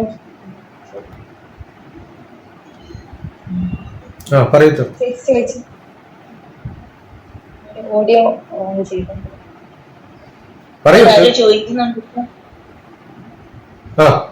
ആരും ചോദിക്കുന്നുണ്ടായിരുന്നു. ആദ്യമായിട്ടാണ് TCSനെ കാണുന്നത്. അതിന്റെ ഒരു എക്സൈറ്റ്മെന്റിൽ ആകെ ബ്ലാങ്ക് ആയി നിൽക്കുകയാണ്. ഇന്നലെ ഒരു ടോപ്പിക് ഇട്ടത് അതായിരുന്നില്ലായിരുന്നു. അപ്പൊ ഒന്ന് സ്റ്റുഡൻസ് ടീച്ചർ റിലേഷൻഷിപ്പ് എന്നാണ്. അപ്പൊ ഇന്നിപ്പം തീർത്ഥ ചേച്ചിയാണോ എനിക്ക് അറിയത്തില്ല, പറയുന്ന കണ്ടപ്പോ ഞാൻ ആകെ ഇങ്ങനെ കേട്ടിരുന്നേ ഉള്ളൂ. ഞാൻ ഈ ടോപ്പിക് ആണോ എന്ന് വിചാരിച്ചിട്ടാണ് ഇന്ന്. അല്ല, ഞാൻ ടോപ്പിക് ഇട്ടിട്ടില്ല, ഞാൻ ഗ്രൂപ്പില് ടോപ്പിക് ഒന്നും ഇട്ടിട്ടില്ല. അല്ല, ഗ്രൂപ്പിൽ ആരും ഇട്ടിട്ടുണ്ടായിരുന്നു, വേറെ ആരോ ഇട്ടതാ. ടോപ്പിക് ഇട്ടില്ല. ടീച്ചേഴ്സിനെ ഒന്ന് കാണാലോ എന്ന് കൂടി ഒരു എക്സൈറ്റ്മെന്റിലാണ് ഞാൻ വന്നത്. ആദ്യമായിട്ടാണ് ഞാൻ ഇങ്ങനെ ഒരു ഇതില്, ഫസ്റ്റ് ടൈം ആണ്. ഒന്ന് ഇൻട്രൊഡ്യൂസ് ചെയ്യൂ, ബാക്കിയുള്ളവർക്കൊക്കെ മിക്കവാർക്കും അന്യോന്യം അറിയാവുന്നവരാണ് കുറെ പേരൊക്കെ. ഞാൻ ആദ്യമായിട്ടാണ് ഇതില്. ഇൻട്രൊഡ്യൂസ് ചെയ്യൂ. എന്താണ് തുടങ്ങുന്നത് അറിയത്തില്ല. ഇൻട്രൊഡ്യൂസ് ചെയ്യൂ. പിന്നെ ഇൻട്രൊഡ്യൂസ്, എന്റെ പേര് പ്രേമ എന്നാണ്. ഞാൻ ഇവിടെ എറണാകുളത്താണ്, ഹോം മേക്കറാണ് ഞാൻ. എനിക്ക് 3 പിള്ളേരുണ്ട്. പിന്നെ ഞാൻ ഇവിടെ എറണാകുളം കളമശ്ശേരിയിലാണ് താമസിക്കുന്നത്. ഞാൻ പഠിച്ച യൂണിവേഴ്സിറ്റി കളമശ്ശേരിയാണ്. അറിയാം, അന്ന് സംസാരിച്ചപ്പോ പറഞ്ഞിട്ടുണ്ടായിരുന്നു കളമശ്ശേരിയിലാണ്. TPSന്റെ വീഡിയോയിലും ഞാൻ കാണാറുണ്ട്, നിങ്ങളുടെ എല്ലാവരുടെയും ഡിസ്കഷനെല്ലാം എല്ലാം കേൾക്കാറുണ്ട്. പക്ഷെ ഇത്രയൊക്കെ എനിക്ക് ഒരു ചോദ്യമുണ്ട്, ഈ ശ്ലോകങ്ങളൊക്കെ എങ്ങനെയാണ് ഓർത്ത് വെക്കുന്നത്? ഞാൻ ബാക്കിയുള്ളവരോട് ചോദിച്ചോട്ടെ, എങ്ങനെയാണ് ഇതൊക്കെ ഓർത്തിരിക്കുന്നത്? എനിക്ക് ഇത്രയും ഓർമ്മ കിട്ടുന്നില്ല. ഇത്രയും ശ്ലോകങ്ങളൊക്കെ എഴുതി വെക്കുന്നല്ലാതെ ഓർത്ത് വെക്കാൻ ഇങ്ങനെ പറ്റുന്നേന്നാണ് ചോദിക്കുന്നത്. അദ്ദേഹത്തോടുകൂടി ചോദിക്കാം.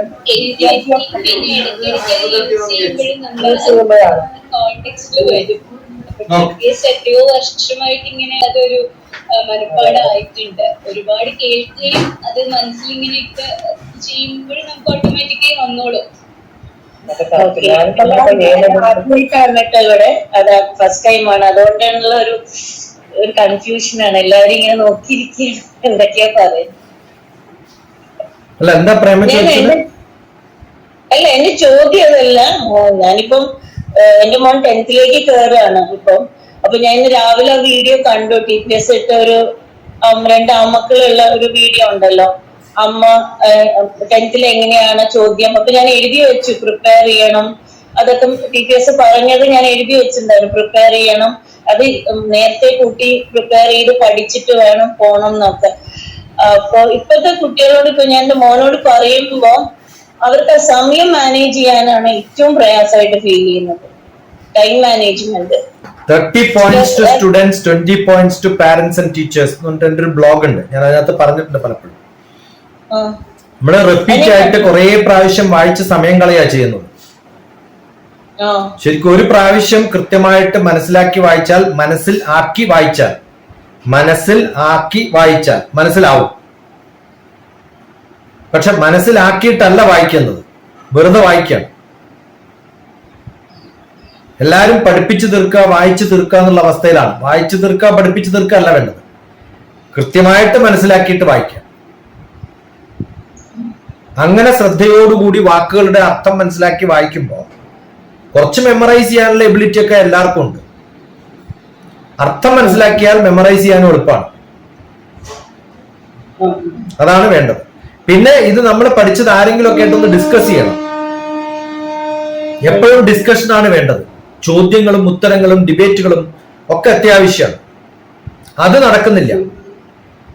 അതും കൂടി ഉണ്ടാവുമ്പോഴാണ് ആചാര്യാ പാദമാദത്തെ 1/4 ഭാഗം ആചാര്യന്മാരിൽ നിന്ന്, നല്ല അറിവുള്ളവരിൽ നിന്ന്, അവർക്ക് നല്ല എക്സ്പീരിയൻസ് ഉള്ളവരിൽ നിന്ന് കിട്ടുമ്പോഴാണ് 1/4 നോളജ്. പാദം ശിഷ്യസ്വമേധയ 1/4 സ്വന്തം പഠിച്ചിട്ടാണ് ഉണ്ടാക്കേണ്ടത്. പാദം സ ബ്രഹ്മചാരിഭ്യ 1/4 നോളജ് ബാക്കിയുള്ളവരായിട്ട് ഡിസ്കസ് ചെയ്തിട്ടാണ് ഉണ്ടാക്കേണ്ടത്. പാദം കാലക്രമേണ ബാക്കി പതുക്കെ ഉണ്ടായിക്കോളും, കാലങ്ങൾ കഴിയുമ്പോൾ ഉണ്ടാവും. ഇന്നിപ്പോ ഒരു അമ്മ വിളിച്ചു പറഞ്ഞു, ഞാൻ എല്ലാം ഇടാറില്ലേ. ഇന്നിപ്പോ രാവിലെ ഒരു അമ്മ വിളിച്ചപ്പോ എന്റെ കുട്ടിക്ക് 75% മാർക്ക് കിട്ടിയിട്ടുണ്ട്, പക്ഷെ വിവരമൊന്നുമില്ല, അറിയേയില്ല, പഠിക്കാൻ പറ്റില്ല. 75% ഉണ്ടെന്ന് പറഞ്ഞാൽ 100% ഉണ്ടെന്ന് അർത്ഥം. 75%-ലധികം മാർക്ക് കിട്ടരുത്. എന്തുകൊണ്ടാണ് ഇപ്പൊ എല്ലാവർക്കും 90 കിട്ടുന്നത്? ചോദ്യങ്ങൾ വളരെ സിമ്പിൾ ആണ്, അതുകൊണ്ടാണ്. ശരിക്കുള്ള അറിവുണ്ടാകുന്ന ചോദ്യങ്ങൾ ചോദിച്ചു കഴിഞ്ഞാൽ എല്ലാവരും തോറ്റുപോകും. അപ്പൊ ഇപ്പൊ 90 മാർക്ക് കിട്ടിയെന്നുള്ളതുകൊണ്ട് വിവരം ഉണ്ടെന്നുള്ള അർത്ഥമൊന്നും വേണ്ട. പണ്ട് കാലത്ത് 30% കിട്ടിയ ആൾക്ക് ഇന്ന് പരീക്ഷയിൽ എഴുതിയ 90% കിട്ടുന്ന ആ ലെവലിൽ മാത്രമേ എത്തിയിട്ടുള്ളൂ കുട്ടികൾ. കാരണം അന്ന് ടഫായിരുന്നു ക്വസ്റ്റ്യൻസ്, ഇന്ന് ടഫല്ല. ഇന്ന് എല്ലാവർക്കും ക്വസ്റ്റ്യൻസ് അവൈലബിൾ ആണ്. ക്ലാസ്സേ ഉണ്ടായിരുന്നുള്ളൂ. അതെ, അത് മാത്രമല്ല പഴയ ക്വസ്റ്റ്യൻസ് പോലും കിട്ടാനുണ്ടാവില്ല അന്ന്. സ്കൂളിൽ പോയിട്ട് ഒരു പഴയ ക്വസ്റ്റ്യൻ പേപ്പർ കിട്ടണമെങ്കിൽ എന്ത് ബുദ്ധിമുട്ടായിരുന്നു. ഇന്ന് പഴയ ക്വസ്റ്റ്യൻ പേപ്പർ എല്ലായിടത്തും കിടക്കല്ലേ. അത് തന്നെയല്ലേ പിന്നെയും ചോദിച്ചുകൊണ്ടിരിക്കുന്നത്.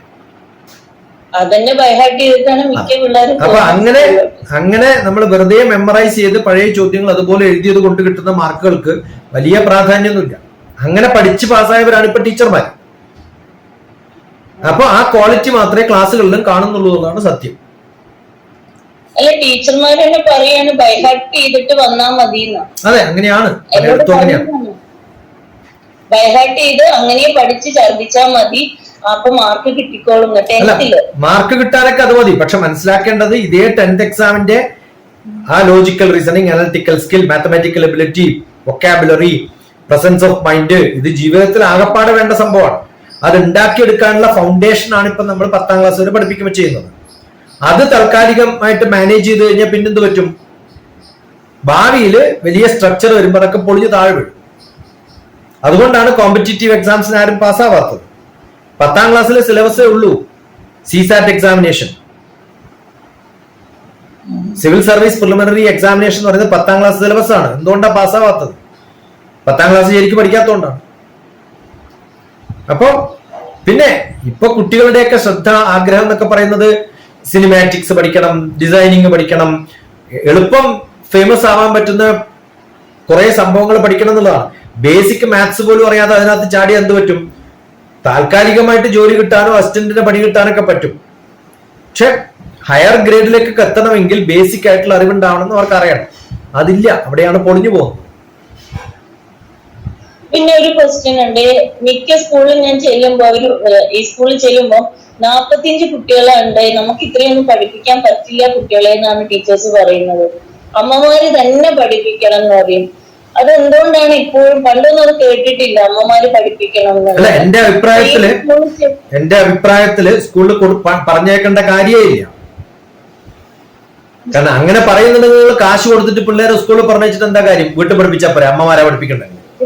ഞാനിത് എക്സ്പീരിയൻസ് ചെയ്യുന്ന 3 കൊല്ലമായിട്ട് ഫൈറ്റിംഗ് ആണ് ഇവിടെ. ഇപ്പൊ ഓപ്പൺ സ്കൂൾ സ്കീം ഉണ്ട്, ഓൺലൈൻ ഇഷ്ടം പോലെ അവൈലബിൾ ആണ്. അതിനേക്കാളും കൂടുതലൊന്നും അറിയുന്ന ടീച്ചർമാർ ലോകത്തിലില്ല. ഏറ്റവും നല്ല ടീച്ചർ എന്ന് പറയുന്നത് ഗൂഗിൾ തന്നെയാണ്. അപ്പോ ഇതൊക്കെ പഠിക്കാനുള്ള സാഹചര്യങ്ങൾ വീട്ടിലുള്ളപ്പോ പഠിക്കാത്തൊരു ടീച്ചർമാരെ കംപ്ലൈന്റ് പറഞ്ഞിട്ട് കാര്യമൊന്നുമില്ല. സ്കൂൾ എന്ന് പറയുന്നത് സോഷ്യൽ സ്കിൽ ഡെവലപ്മെന്റിന്റെ സ്ഥലമാണ്. കുട്ടികളുമായിട്ട് ബാക്കിയുള്ളവരുമായിട്ട് ഇടപെടാൻ പറ്റുന്ന സംഭവമാണ് ഉണ്ടാവേണ്ടത്. അതവിടെ നടക്കുന്നില്ല. ഇന്ന് ഞാൻ ഗ്രൂപ്പിലിട്ടിട്ടുണ്ട്. ഞാൻ പണ്ട് പാലക്കാട് ഒരു ഓൾഡ് ഏജ് ഹോമും സിംഗിൾ മദർ മാത്രം താമസിക്കുന്ന സ്ഥലവും PNC മേനോന്റെ ഹെർമിറ്റേജിലായിരുന്നു ഞാൻ 1.5 വർഷം താമസിച്ചത്.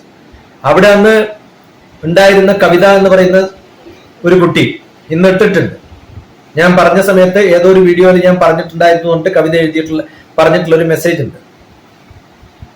എല്ലാ സ്കൂളുകളും അമ്മമാരുടെ ആഗ്രഹം, അച്ഛന്മാരുടെ ആഗ്രഹം കുട്ടികളെ പ്രൈവറ്റ് ആയിട്ടുള്ള CBSE സ്കൂളിൽ തള്ളിവിടുക എന്നുള്ളതാണ്. അത് അച്ഛന്റെയും അമ്മയുടെയും ആഗ്രഹമാണ്, കുട്ടികളുടെ ആഗ്രഹമല്ല. ഗവൺമെന്റ് സ്കൂൾ എന്ന് പറയുന്നത് ടീച്ചർമാർക്ക് ശമ്പളം കൊടുക്കാനും അവരുടെ ഇഷ്ടമുള്ള ഒരു സ്ഥലമാണ്. പാരന്റ്സിന്റെ ഇഷ്ടമുള്ള സ്ഥലം പ്രൈവറ്റ് സ്കൂളും ടീച്ചേഴ്സിന് ഇഷ്ടമുള്ള സ്ഥലം ഗവൺമെന്റ് സ്കൂളുമാണ്. കാരണം അവിടെ പഠിപ്പിച്ചില്ലെങ്കിൽ ശമ്പളം കിട്ടും അവർക്ക്. പക്ഷേ കുട്ടികൾക്ക് ഇഷ്ടമുള്ള ഒരു സ്ഥലം നിങ്ങൾ ഇതുവരെ കണ്ടുപിടിച്ചിട്ടില്ലല്ലോ. പാരന്റ്സിനും ടീച്ചേഴ്സിനും ഇഷ്ടമുള്ള സ്ഥലമാണ് ഈ 2 സ്കൂൾസ്. ഇപ്പൊ കുട്ടികളുടെ ഇഷ്ടം എന്ന് പറയുന്നത് പഠിക്കാൻ താല്പര്യം ഉണ്ടാക്കണമെങ്കിൽ, അതിനുള്ളൊരു സാഹചര്യം ഉണ്ടാക്കണമെങ്കിൽ, കുറെ നോളജ് കിട്ടണമെങ്കിൽ എന്തൊക്കെയാണ് പഠിക്കേണ്ടത് എന്നുള്ളൊരു ടൈം ടേബിൾ ഉണ്ടാക്കി സ്വന്തം ഗൂഗിൾ ചെയ്ത് കണ്ടുപിടിച്ച് ചോദ്യങ്ങൾ ചോദിക്കുകയും ഡിസ്കസ് ചെയ്യുകയും ഒക്കെ പറ്റുന്ന ഒരു എൻവറോൺമെന്റ് ഉണ്ടാക്കുകയാണ് പഠിക്കാൻ വേണ്ടത്. ഞാനിപ്പോ ഗോവയിൽ പോയി നടത്തിയിട്ടുള്ള 5 ദിവസം, ഏത് സ്കൂളാണ് 5 ദിവസം ഒരാൾക്ക് എല്ലാ ക്ലാസ്സുകളും എടുത്തോളാൻ പറഞ്ഞ് വിട്ടുകൊടുക്കുക? പല സ്കൂൾസും ചെയ്യില്ല. അവരുടെ ധാരണ സിലബസ് തീരില്ല, അത് തീർക്കാന്നുള്ളതാണ് അവരുടെ ഗ്യാരണ്ടി.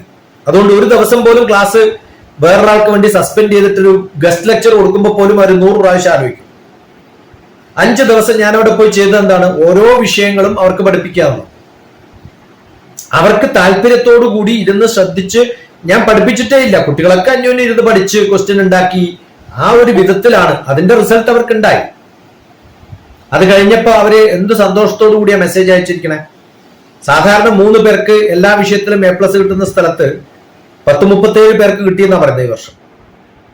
ഞാൻ പഠിപ്പിച്ചതുകൊണ്ടോ ടീച്ചർമാർ പഠിപ്പിച്ചതുകൊണ്ടോ സ്കൂൾ മാറിയതുകൊണ്ടോ സിലബസ് മാറിയതുകൊണ്ടോ ഇവാലുവേഷൻ മാറിയതുകൊണ്ടോ അല്ല, കുട്ടികൾ ഗ്രൂപ്പ് സ്റ്റഡി ആയിട്ട് ചെയ്യാനുള്ള ഒരു എൻവറോൺമെന്റ് ഉണ്ടാക്കി കൊടുത്തുകൊണ്ട്. അത് 5 ദിവസത്തെ ട്രെയിനിങ് മതി. പക്ഷേ ടീച്ചർമാർക്ക് അത് വിട്ടുകൊടുക്കാൻ പറ്റില്ല. കാരണം ടീച്ചർമാർ പഠിപ്പിക്കുക, ഞാനാണ് പഠിപ്പിക്കുന്നത്, ഞാനാണ് സിലബസ് തീരുന്നത്, ആ തീർത്തു കൊടുക്കുക എന്നുള്ളത് മാത്രമാണ് അവരുടെ ബോധം. സിലബസ് തീർക്കുകയാണ്, കുട്ടികൾ പഠിച്ചു തീർക്കുക എന്നുള്ളതല്ലല്ലോ അത്യാവശ്യം. അപ്പൊ അത് മാറേണ്ട കാലമായി. അപ്പൊ ഓപ്പൺ സ്കൂൾ സ്കീം ഇഷ്ടം പോലെ ഉണ്ട്. ഇപ്പൊ 12ാം ക്ലാസ് 10ഉം 10ാം ക്ലാസ് കഴിഞ്ഞ് 11ഉം 12ഉം നിങ്ങൾ ചേർക്കുന്നത് കോച്ചിങ് സെന്ററിലാണെങ്കിൽ അവയൊന്നും റെക്കഗ്നൈസ്ഡ് സ്കൂൾസ് അല്ലല്ലോ. അവരൊക്കെ പ്രൈവറ്റ് ആയിട്ട് രജിസ്റ്റർ ചെയ്തിട്ടല്ലേ കുട്ടികളെ പഠിപ്പിക്കുന്നത്. അവിടെ നിങ്ങൾ 11ലും 12ലും അവിടെ വിടാൻ തയ്യാറാണെങ്കിൽ എന്തുകൊണ്ട് 10ാം ക്ലാസ് വരെ നിങ്ങൾ അങ്ങനെ തയ്യാറാവുന്നില്ല? 10ാം ക്ലാസ് വരെ വളരെ സിസ്റ്റമാറ്റിക് എഡ്യൂക്കേഷനും 11th-ഉം 12th-ഉം വരുമ്പോ കോച്ചിങ് സെന്ററിൽ അയക്കുന്നത് എന്തുകൊണ്ടാണ്? അത് മണ്ടത്തരാണ്. അല്ല, ഇതില് ഞാൻ കണ്ട, എന്റെ സിസ്റ്റർ US-ലാണ്. 2 മക്കളെയും സ്കൂളിൽ വിട്ടിരുന്നു. അവർക്ക് സ്കൂളിൽ പോണ്ടെന്ന് പറഞ്ഞപ്പോ അവർ ഓപ്പൺ സ്കൂളാക്കി. ഇപ്പൊ അവര് ഏറ്റവും കൂടുതൽ എൻജോയ് ചെയ്ത് വീട്ടിലെ കാര്യങ്ങൾ മുഴുവൻ ചെയ്ത് നന്നായി എൻജോയ് ചെയ്ത് ട്രാവൽ ചെയ്ത് 1970s 80s മുതൽ അമേരിക്കയിലാണ് DU സ്കൂളിംഗ്, ഓപ്പൺ സ്കൂളിംഗ് എന്നൊക്കെ പറഞ്ഞിട്ടുള്ള സിസ്റ്റംസ്. അത് ഇന്ത്യയിൽ ആർക്ക് വേണമെങ്കിലും ചെയ്യാം. സ്വന്തം 2 മക്കളുള്ള ഒരു അമ്മയ്ക്ക് തുടങ്ങിയാൽ ആ ഒരു ധൈര്യം ഉണ്ടെങ്കിൽ guarantee it can be done. 2 കൂട്ടരും അഗ്രി ചെയ്യണമല്ലോ. അതെപ്പോഴും അങ്ങനെയാണ് നമ്മുടെ. അല്ല, അവിടെ എന്താ വെച്ചാല് അമേരിക്കയിൽ എന്തുകൊണ്ടാണ് അത് പ്രാവർത്തികമാവുന്നത്? അത് കുട്ടി എനിക്ക് സ്കൂളിൽ പോകണ്ട എന്ന് പറഞ്ഞാൽ അച്ഛനോ അമ്മയ്ക്കോ നിർബന്ധിക്കാൻ അധികാരമില്ല. They are more independent. ആ ഇൻഡിപെൻഡൻസി ഉള്ളത് കൊണ്ടാണ്, നമുക്കതില്ലാത്തതുകൊണ്ടാണ്. അപ്പൊ നമ്മുടെ സിറ്റുവേഷനിൽ നമ്മുടെ ന്യായം എന്ന് പറയുന്നതും ധർമ്മം എന്ന് പറയുന്നതും അമേരിക്കയുടെ ധർമ്മമായിട്ട് എൻറ്റയർലി ഡിഫറെന്റ് ആണ്. അങ്ങനെയൊക്കെ ജീവിച്ചു പോകാന്ന് മാത്രമേ പറയാൻ പറ്റുള്ളൂ. അത്രേ പറ്റൂ, ഒന്നും ചെയ്യാൻ പറ്റില്ല. ഒരു ലിമിറ്റ് ഉണ്ട് എല്ലാത്തിനും. എനിക്ക് 2 ക്വസ്റ്റ്യൻ ഉണ്ട്. അത് വേറെ ആരെങ്കിലും ചോദിച്ചിട്ട് ഞാൻ പിന്നെ ചോദിക്കാം. ഞാൻ അവിടെ എഴുതി വെച്ചിട്ടുണ്ട്. ചോദിച്ചോളൂ. അല്ല, ഞാൻ എഴുതി വെച്ചിട്ടുണ്ട്, എനിക്ക് ഓർമ്മ അധികം. ഓക്കെ.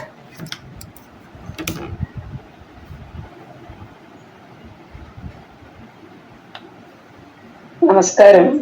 എനിക്ക് ചോദിക്കാനുള്ള ഇത്, ഇപ്പോഴത്തെ ഈ ഡ്രഗ്സും ഇങ്ങനെയുള്ള അഡിക്ഷൻസ് ഒക്കെ ആയിട്ടുള്ള ഇതിൽ നമുക്ക് ആസ് എൻ ഇൻഡിവിജ്വൽ നമുക്ക് എങ്ങനെയാണ് സൊസൈറ്റീനെ ഒരു നല്ല ഇതിലേക്ക് കൊണ്ടുപോകാൻ പറ്റുക? As A mother, as an individual ഒരു എവിടെ നോക്കുകയാണെങ്കിൽ, മുന്നൊക്കെ പറയും ബാംഗ്ലൂർ സിറ്റിയിലാണ് ഏറ്റവും കൂടുതൽ ഡ്രഗ്സ്. അതുകൊണ്ട് എൻ്റെ ഫ്രണ്ട്സ് ഒക്കെ പറഞ്ഞിട്ടുണ്ടായിരുന്നു, മക്കളെ അയ്യോ ബാംഗ്ലൂർ കോളേജിൽ കിട്ടിയിട്ടുണ്ട് പക്ഷെ വിടുന്നില്ല.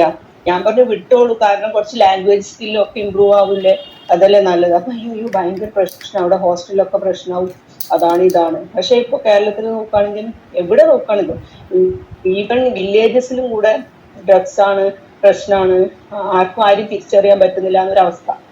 അപ്പൊ നമ്മൾ എങ്ങനെ ഇത് ഹാൻഡിൽ ചെയ്യാം? അത് നമുക്ക് എന്തെങ്കിലും ചെയ്യാൻ പറ്റൂ? ഇതൊരു സോഷ്യൽ പ്രോബ്ലമാണ്. നമ്മൾ കോവിഡ് കാലത്ത് വൈറസുകളെ ഭയപ്പെട്ടതുപോലെ ഭയപ്പെടേണ്ട ഒരു സംഭവമാണ്. നമ്മുടെ കയ്യിലൊന്നും അല്ലാതെ വളരെ കൂടുതൽ സ്പ്രെഡ് ചെയ്തിരിക്കുന്നുണ്ട് കേരളത്തിൽ. എനിക്ക് തന്നെ കൗൺസിലിംഗ് ആവശ്യം വന്നിട്ടുള്ള വളരെ ഒറ്റ കുട്ടി മാത്രമുള്ള അച്ഛനും അമ്മയും മുത്തശ്ശനും ഒക്കെയുള്ള വളരെ റിച്ച് ആയിട്ടുള്ള എല്ലാ ഫെസിലിറ്റീസും ഉള്ള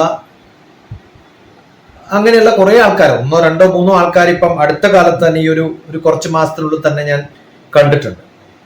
അത് അവരൊക്കെ ഒന്ന് പാർട്ടിയിങ്, അവരുടെ വീട്ടിൽ ശ്രദ്ധ അച്ഛനും അമ്മയും ഉണ്ടെന്ന് മാത്രമേ ഉള്ളൂ. പക്ഷെ അവർക്ക് സമയം കൊടുക്കാൻ പറ്റുന്നില്ല, അവർക്ക് ഡിസ്കസ് ചെയ്യാൻ പറ്റുന്നില്ല. പിന്നെ ഫോഴ്സ്ഫുള്ളി ചിലപ്പോൾ ഒരു എൻജോയ്മെന്റ് തുടങ്ങിയിട്ടുണ്ടാവും. ആവശ്യത്തിലധികം കാശ് കയ്യിലുണ്ട്. ബാംഗ്ലൂർ അതിന് വളരെ എളുപ്പം സാധിക്കുന്ന ഒരു സ്ഥലമാണ്. ബാംഗ്ലൂരിൽ നിന്നാണ് കേരളത്തിൽ ഏറ്റവും കൂടുതൽ ഡ്രഗ്സ് വരുന്നതെന്നാണ് ഇപ്പോഴും എല്ലാ പോലീസിംഗ് അതോറിറ്റിയും പറയുന്നത്. അപ്പോൾ കാരണം ബാംഗ്ലൂരിൽ ഏറ്റവും കൂടുതൽ കുട്ടികൾ പോകുന്നത് കേരളത്തിൽ തന്നെയാണ്. മംഗലാപുരവും ബാംഗ്ലൂരും ഒക്കെ, മംഗലാപുരം കുറച്ചും കൂടി ഒരു സാത്വികമായിട്ടുള്ള ഒരു സിവിൽ പോലീസിംഗും കൂടി അതിന്റെ ഭാഗമായിട്ടുള്ളത് കൊണ്ട് കുറച്ചും കൂടി പക്ഷെ അത്ര നല്ലതല്ല. കാരണം ബാംഗ്ലൂരിൽ അപ്രോച്ച് ചെയ്യുന്നതിനേക്കാളും നോർത്ത് മലബാർ എന്നുള്ളവരാണ് മംഗലാപുരം സെലക്ട് ചെയ്യുക. ബാംഗ്ലൂർ എന്ന് പറയുന്നത് കേരളത്തിന്റെ ഫുൾ ആൾക്കാരെ യാത്ര ചെയ്തു ഒരു ദിവസം തന്നെ എത്രയോ ആൾക്കാർ പോകുന്നു. അപ്പോൾ പ്രത്യേകിച്ചും ഗൾഫിലുള്ളവർ പ്രിഫർ ചെയ്യുന്ന ഒരു സ്ഥലം ബാംഗ്ലൂരാണ്. ഈ ഒരു കാരണം കൊണ്ട് തന്നെ ലാംഗ്വേജ് സ്കിൽ ഇമ്പ്രൂവ് ചെയ്യാം. എനിക്കറിയുന്ന എത്രയോ നല്ല കുട്ടികളുണ്ട്. MBBS ആവുമെന്ന് ഉറപ്പുള്ള 7ാം ക്ലാസ് 8ാം ക്ലാസ് മുതൽ എൻ്റെ കുട്ടിയായിരുന്നു. ഉറപ്പായിട്ടും മെഡിസിന് പോകുന്നൊക്കെ പറഞ്ഞ കുട്ടി അവസാനം ബാംഗ്ലൂരിൽ പെട്ടിട്ട് സാധാരണ ഒരു കോഴ്സ് ചെയ്ത് എനിക്ക് തോന്നുന്നു ഇപ്പൊ എന്നെ ഫേസ് ചെയ്യാൻ പോലും മടിയായിട്ടാണ് കോണ്ടാക്ട് ഇല്ലാത്തത്. അബദ്ധങ്ങളിലേക്ക് ചാടിയിരിക്കണം. അപ്പൊ അത് വളരെ സുലളിതമായിട്ട് നടക്കുന്ന ഒരു സംഭവമാണ് കേരളത്തിൽ. അത് ഒന്ന് പാരന്റ്സ്, മറ്റൊന്ന് നമ്മുടെ ഭരണാധികാരികളുള്ള ഒരു കുഴപ്പം, സ്ട്രിക്റ്റ് അല്ല എന്നുള്ള പ്രശ്നങ്ങൾ. 3 അവരെ അങ്ങനെ എന്റർടൈൻ ചെയ്യാനും എൻഗേജ് ചെയ്യാനും നമുക്ക് സാധിക്കുന്നില്ല. ആ സാധിക്കാത്തതിന് കുഴപ്പം സിലബസും പഠനവും മാത്രമല്ലാതെ വേറെ ഒരു കാര്യങ്ങളും മക്കളെ പഠിപ്പിക്കണമെന്ന് അച്ഛനും അമ്മമാർക്കും ബോധമില്ല എന്നുള്ളതാണ്. ഞാൻ ഇന്നലെ വെറുതെ പറഞ്ഞതല്ല. പാകിസ്ഥാനിലെ ഒരു കുട്ടി, ഇന്നലെ ഉള്ള കുട്ടിയോട് എന്തെങ്കിലും ചോദ്യമുണ്ടോ? ചോദ്യമില്ല. അമ്മക്ക് മാത്രമേ ചോദ്യമുള്ളൂ. മക്കൾക്ക് എന്തേ ചോദ്യമില്ലാത്തത്? ഞാൻ പറഞ്ഞു 10 ചോദ്യം കൊണ്ട് വരാൻ പറഞ്ഞിട്ട് ഞാൻ എത്രയോ പാരന്റ്സിന്റെ അടുത്ത് പറഞ്ഞിട്ടുണ്ടെന്ന് അറിയാം. ഒരു കുട്ടിക്കും നമ്മളോടൊരു ചോദ്യമില്ല. ഞാൻ ഇന്നലെ പറഞ്ഞതും അതാണ്. ഹൈദരാബാദിൽ നിന്ന് ദോഹയിലേക്ക് യാത്ര ചെയ്യുമ്പോൾ കുട്ടികൾക്ക് ഒരു ചോദ്യമില്ല. എന്തുകൊണ്ട് ചോദ്യമില്ല? പഠിക്കണം താല്പര്യമില്ല. എന്തുകൊണ്ട് പഠിക്കണം താല്പര്യമില്ല? നമ്മളിങ്ങനെ പുഷ് ചെയ്ത് പ്രഷർ കുക്കർ എന്ന് പറയുന്ന ഒരു അവസ്ഥ പോലെയാണ് കുട്ടികളുടെ പഠനം. അവർക്ക് വേറെ ചിന്തകളൊന്നും ഇല്ലാത്തൊരവസ്ഥയിലേക്ക് അവർക്ക് ലോകത്തെക്കുറിച്ചോ ഒന്നിനെക്കുറിച്ചോ അറിയാനില്ല. വളരെ വളരെ വിരളമായിട്ടാണ് നമ്മൾ ഒരാളെ കാണുന്നത്. അറിയാൻ ആഗ്രഹമുള്ള, ലോകത്തെക്കുറിച്ച് അറിയണമെന്ന് ആഗ്രഹമുള്ള വളരെ കുറച്ച് പേരെ അറിയുള്ളൂ. അങ്ങനെ അറിയുമ്പോഴാണ് നമുക്ക് പ്രഷർ കുറയും, കുറച്ചും കൂടി റിലാക്സ്ഡ് ആവും. എല്ലാം വേണം. ആർട്ട് വേണം, സിനിമ വേണം, പാട്ട് വേണം, എൻജോയ്മെന്റ് എല്ലാം വേണം. അതിന്റെ കൂടെ പഠനവും കൂടി വേണം. ഇത് കൂടെ കൊണ്ടു നടക്കാൻ പറ്റാതെ പഠനം മാത്രമായിട്ട് പ്രഷർ ആകുമ്പോൾ റിലാക്സേഷൻ എന്ന് പറയുന്നത്, പണ്ട് സാഹിത്യ സമാജം ഉണ്ടായിരുന്നു, പിന്നെ ആർട്ട് ക്രാഫ്റ്റ് ഫെസ്റ്റിവൽസ് ഉണ്ടായിരുന്നു, സ്പോർട്സിൽ എല്ലാവരും പങ്കെടുത്തിരുന്നു. ഇപ്പൊ അങ്ങനെയല്ല. കുറച്ച് സെലക്റ്റഡ് ആൾക്കാരെ മാത്രം പിന്നെ കൊണ്ടുപോകുന്ന ഒരു സ്ഥലമായി മാറി സ്പോർട്സ്. ആർട്സ് ഫെസ്റ്റിവൽ എന്ന് പറയുന്നത് വളരെ സെലക്റ്റഡ് ആയിട്ടുള്ള ആൾക്കാരുടെ മാത്രം കോമ്പറ്റീഷന്റെ രംഗമായി. അത് എല്ലാവരെയും ഉൾക്കൊള്ളുന്ന ഒരു പ്രോഗ്രാം അല്ലായി മാറുമ്പോൾ വളരെ സെലക്റ്റീവ് ആയിട്ടുള്ള ഒരു കുട്ടികൾക്ക് മാത്രം ആ ഇതിലേക്ക് പോകാൻ പറ്റുകയും ബാക്കിയുള്ള കുറെ ലോട്ടുകൾ ഡിപ്രഷനിലേക്ക് പോവുകയും ചെയ്യുന്നു. ആ പ്രശ്നമാണ് ഇന്നുണ്ടാവുന്നത്. അപ്പോൾ കുറെ കൂടി എന്റർടൈൻമെന്റ് വേണം, ഗെയിംസ് വേണം. അതൊന്നും ഇല്ലാത്തപ്പോ അവർക്ക് കിട്ടുന്ന ഒരു എന്റർടൈൻമെന്റ് എന്ന് പറയുന്നത് ഒരു പുകയടിച്ചാൽ കിട്ടുന്ന സന്തോഷമാണ്. അതിനു വേണ്ടിയിട്ടാണ് ജനങ്ങൾ പോകുന്നത്. അത് അവൈലബിൾ ആണെന്നുള്ളതാണ് ഏറ്റവും വലിയ ഒരു ദൂഷ്യം. അതുകൊണ്ട് വളരെ ബുദ്ധിമുട്ടുള്ള ഒരു ലോകത്താണ് ജീവിക്കുന്നത്. വളരെ കെയർഫുൾ അല്ലെങ്കിൽ എല്ലാവർക്കും പറ്റും. നമ്മൾ ഇവരൊന്നും അതിനകത്ത് ഉൾപ്പെടില്ല എന്നുള്ള ബോധത്തില് അച്ഛനും അമ്മമാരും ജീവിക്കുമ്പോൾ ഇന്നല്ലെങ്കിൽ നാളെ എൻ്റെ കുട്ടികൾ അല്ലെങ്കിൽ എൻ്റെ ചെറിയ കുട്ടികൾ എന്ന് എനിക്ക് തോന്നാം. ആ ബോധം ഉണ്ടാവുമ്പോൾ നമ്മൾ അതിനെതിരെ കാണുന്ന സമയത്ത് നമ്മൾ അതിന് ഇടപെടും. നമ്മളിപ്പം പണ്ട് കാലത്ത് ഏതെങ്കിലും ഒരു സ്ഥലത്ത് പുക കാണുന്ന സമയത്ത് ആരെങ്കിലുമൊക്കെ പറയും, ഇന്നാളുടെ മോനല്ലേ നീ പോടാന്ന് പറയും. അങ്ങനെ പറയാൻ അധികാരമില്ല നമുക്ക്. ടീച്ചർമാർക്ക് വഴക്ക് പറയാം, ടീച്ചർമാർക്ക് ഇന്ന് വഴക്ക് പറയാൻ അധികാരമില്ല. അപ്പൊ അതാണ് വ്യത്യാസം. അത് ടീച്ചർമാരുടെ ക്വാളിറ്റി കുറഞ്ഞു, സമൂഹത്തിന്റെ ക്വാളിറ്റി കുറഞ്ഞു എന്ന് വെച്ചിട്ട് ഹോപ്പ്ലെസ് ആണെന്ന് ഞാൻ പറയുന്നില്ല. വലിയ ദൂഷ്യമൊന്നും ഇല്ലാണ്ട് പോകുന്നുണ്ട്, മാറാൻ സാധിക്കും. ഇപ്പൊ ഹൈദരാബാദിലൊക്കെ അത്രയും ദൂഷ്യമില്ലാത്തതിന് കാരണം അവർ വളരെ ആസ്പിറേഷൻ ഉള്ളവരാണ്. 7ാം ക്ലാസ് മുതൽ അവരുടെ ആഗ്രഹം IIT പോകണം, അമേരിക്കയിൽ പോകണം. അതിനുവേണ്ടി വളരെ കോൺസെൻട്രേറ്റഡ് ആയിട്ട് എഫേർട്ട് എടുക്കുന്ന കുറെ ആൾക്കാരെ നമുക്ക് കാണാം. അത്രയും കോൺസെൻട്രേറ്റഡ് ആയിട്ട് എഫേർട്ട് എടുക്കുന്ന ആളെ നമ്മൾ പുറത്ത് കാണില്ല. കേരളത്തിൽ വളരെ വിരളമായിട്ട് അങ്ങനെ കാണാറുണ്ട്.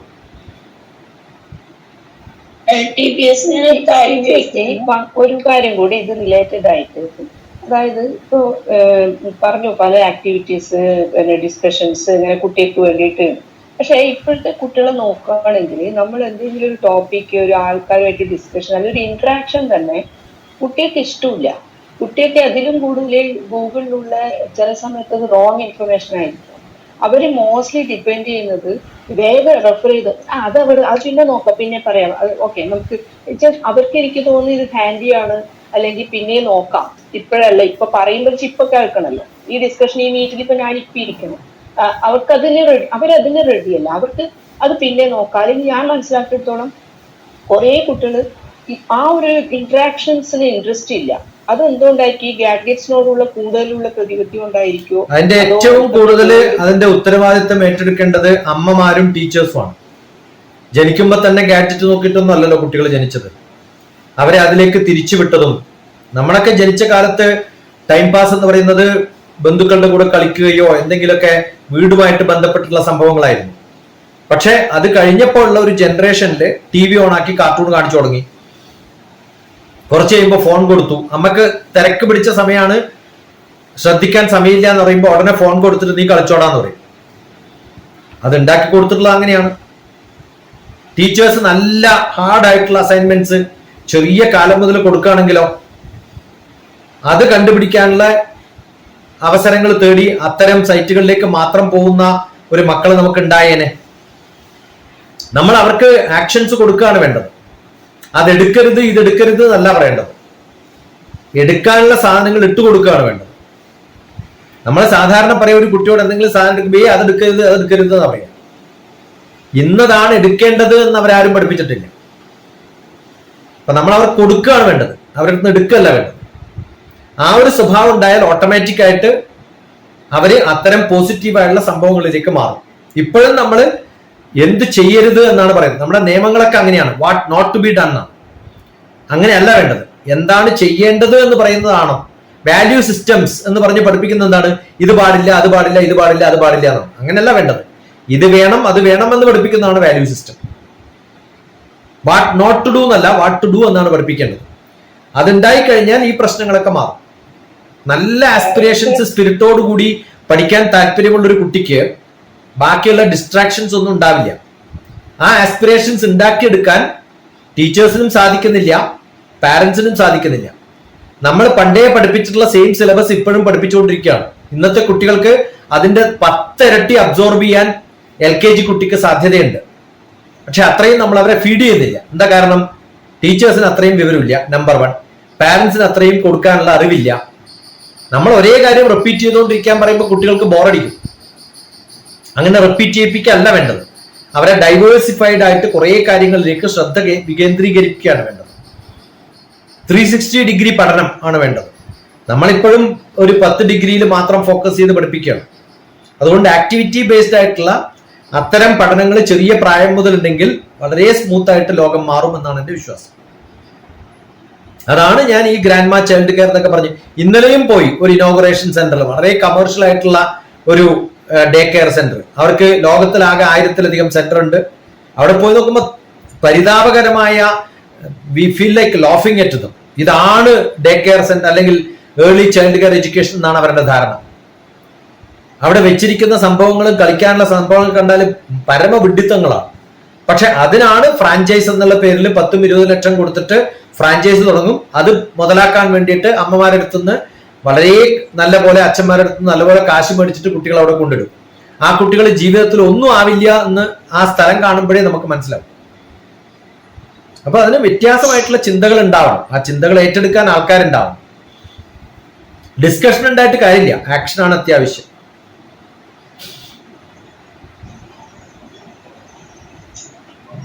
കേരളത്തിൽ എന്താണ് നമുക്ക് മാറ്റം കുട്ടികൾക്ക് വരുത്താൻ പറയാത്തത്? എല്ലാവരും പുറത്തോട്ട് പോകണം എന്നാണല്ലോ പറയുന്നത്. കേരളത്തെ മാറ്റണം എന്ന് ആർക്കും ചിന്ത കാണിക്കുന്നില്ല. അല്ല, ഈ കാര്യങ്ങൾ പറയുന്ന മാത്രമേ ഉള്ളൂ, ആക്ഷൻ പോലും ഇല്ലല്ലോ. ഇപ്പൊ നിങ്ങളുടെ വീട്ടിൽ വന്നു നോക്കിയാൽ അടുക്കളയിൽ കുറെ പാത്രങ്ങളിൽ വ്യത്യസ്തമായ ജാറുകളിൽ കുറെ സാധനങ്ങൾ ഉണ്ടാവും. പക്ഷെ എത്ര വെറൈറ്റി ഓഫ് ബുക്സ് ഉണ്ട് നിങ്ങളുടെ വീട്ടില്? ഏതൊക്കെ സബ്ജക്റ്റുകളുണ്ട്? നിങ്ങൾ എത്ര വ്യത്യസ്തമായ സബ്ജക്റ്റുകൾ വായിക്കാറുണ്ട്? അത് കണ്ടിട്ട് വേണ്ടേ മക്കൾ വായിക്കാൻ? നമ്മൾ അതുണ്ട് എന്ന് തോന്നുമ്പോഴല്ലേ ഓ ഇതൊക്കെയാണ് എൻ്റെ വീട്ടിലുള്ളത്. ഞാൻ എൻ്റെ ലൈബ്രറിയുടെ പടം ഞാൻ ഇടാം, എൻ്റെ ഗ്രൂപ്പിൽ ഞാൻ ഇടാം. ഹൈദരാബാദിൽ എൻ്റെ വീട്ടിലുള്ള ലൈബ്രറിയുടെ പടം ഞാൻ ഇടാം. ആ പടെങ്കിലും കാണും.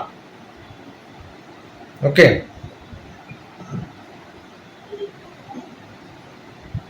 അപ്പൊ ആ ശീലമുണ്ടെങ്കിൽ നമ്മുടെ മക്കൾക്കും ആ ശീലം ഉണ്ടാവും, ഉറപ്പാണ്. വായന വരുന്നത് അച്ഛനും അമ്മയുടെ മത്തം പിന്നെ നട്ടാൽ കുമ്പളം മുളക്കില്ല എന്ന് പറഞ്ഞതുപോലെ അച്ഛനും അമ്മയ്ക്കും വായന ശീലം ഉണ്ടെങ്കിലല്ലേ മക്കൾക്ക് അതുണ്ടാവും. അതുണ്ടാവണം. ഇവിടെ ലൈബ്രറി പോകാൻ ഹസ്ബൻഡ് സമ്മതിക്കത്തില്ല. ചില സമയം ഞാൻ നിർബന്ധിച്ചത് ചേർക്കുന്നത്. ഞാനിപ്പോ പറയാം. ഡോക്ടർ TPSന്റെ ഇഷ്ടം പോലെ ബുക്സ് ഗൂഗിളിലുണ്ട്. ആ മേടിച്ച് ഏതെങ്കിലും ഒരാളൊന്ന് പറഞ്ഞാട്ടെ ഞാൻ ഇന്ന പുസ്തകം മേടിച്ചു ഗൂഗിളിൽ. ഇവിടെയുള്ള ആരെങ്കിലും ഒന്ന് പറയും. ഇല്ല, താല്പര്യമില്ല, വായനക്ക് താല്പര്യമില്ല. ഡൗൺലോഡ് ചെയ്തിട്ടുണ്ട് ലൈഫ് മെഡിസിൻ. ഞാൻ പറയുന്നത് ചിലപ്പോൾ ഡൗൺലോഡ് ചെയ്ത് ഫ്രീ ആയി കിട്ടിയാൽ വായിക്കില്ല. നമ്പർ 1 സീരിയസ് അല്ല എന്നുള്ളതാണ്. അതുപോലെ ഞാൻ ഫ്രീ ആയിട്ട് കൊടുത്തിട്ടുള്ള ബുക്ക് മേടിച്ചിട്ടുള്ള കുറെ പേരുണ്ട് ഇതിനകത്ത്. അതിൽ വായിച്ചിട്ടുണ്ട്, അതിനകത്തൊരു 2 ലൈൻ കമന്റ് പോലും എഴുതാനുള്ള തോന്നലുണ്ടാവില്ല. ഏകദേശം 10-25 ലക്ഷം രൂപയുടെ ബുക്ക് ഫ്രീ ആയിട്ട് കൊടുത്തിട്ടുള്ള ഒരാളാണ് ഇരിക്കുന്നത്. വെറുതെ കൊടുത്തിട്ടുണ്ട് മനുഷ്യന്മാർ. അത് നിർത്തിയത് എന്തുകൊണ്ടാ വെച്ചാൽ വായിക്കാൻ താല്പര്യമില്ലാത്ത ജനങ്ങളെ കണ്ടോണ്ട്. അല്ല, ആക്ച്വലി എനിക്ക് തരുവാണെങ്കിൽ ഞാൻ വായിക്കാം. അല്ല, അത് ഇഷ്ടംപോലെ അവൈലബിൾ ആണ്. ഞാൻ പറയുന്നത് താല്പര്യത്തോടു കൂടി വായിക്കാനുള്ള ജനങ്ങളെ കാണാനില്ല എന്നുള്ളത് പറഞ്ഞാൽ വളരെ വിരളമായിട്ടാണ് ആൾക്കാരെ കാണുന്നത്. നിങ്ങളുടെ വീട്ടിൽ എത്ര ബുക്സ് ഉണ്ട് എന്നുള്ളതാണ് നിങ്ങളുടെ വായനശീലം തീരുമാനിക്കുന്നത്. നിങ്ങൾക്ക് എല്ലാ ദിവസവും ഭക്ഷണം കഴിക്കാൻ 500 രൂപ ചെലവഴിക്കാൻ പറ്റുമെങ്കിൽ 50 രൂപ 10 രൂപയെങ്കിലും സൂക്ഷിച്ചു വെച്ചാൽ 50 ദിവസം കൊണ്ട് ഒരു 500 രൂപയുടെ ബുക്ക് മേടിക്കാം. ആ ബോധമില്ല. പിന്നെ ഇങ്ങനെ നിങ്ങൾക്ക് കാശ് കൊടുക്കാം, 1 ലക്ഷം രൂപ കൊടുത്തിട്ട് മക്കളെ പഠിപ്പിക്കാൻ തയ്യാറാണ്. പക്ഷെ അവർക്കുള്ള ഒരു 10,000 രൂപയുടെ ബുക്ക് നിങ്ങൾ വെക്കില്ല. ആ ബോധം, ആ സ്വഭാവം ഉണ്ടാവുമ്പോഴാണ് നിങ്ങളുടെ മക്കൾക്ക് ആ വായനാശീലം ഉണ്ടാവും. ആ വായനാശീലം ഇല്ലാത്തത്, ലൈബ്രറി ഇല്ലാത്തത് കൊണ്ടോ ബുക്ക് ഇല്ലാത്തത് കൊണ്ടോ വേണ്ട, ബുക്ക് വേണമെന്നില്ല. എത്രയോ ഫ്രണ്ട്സ് ഉണ്ടാവും, അവരുടെ അടുത്ത് ഒരു 10 ബുക്ക് മേടിക്കാം, അതൊന്ന് വായിക്കാം. അങ്ങനെയെങ്കിലും ഷെയർ ചെയ്യാനുള്ള ഫ്രണ്ട്സ് എങ്കിലും ഉണ്ടാവണ്ടേ. അതുണ്ടെങ്കിൽ അവരെ കണ്ടെത്തി വായിക്കും. വായനാശീലമുള്ളവർക്ക്, നീന്താൻ അറിയുന്നവർക്ക് നീന്തക്കുളം കണ്ടെത്തുന്ന പോലെ വായനാശീലം ഉള്ളവർക്ക് അത് കണ്ടെത്താൻ ലോകത്തിൽ ഒരു ബുദ്ധിമുട്ടും ഇല്ല.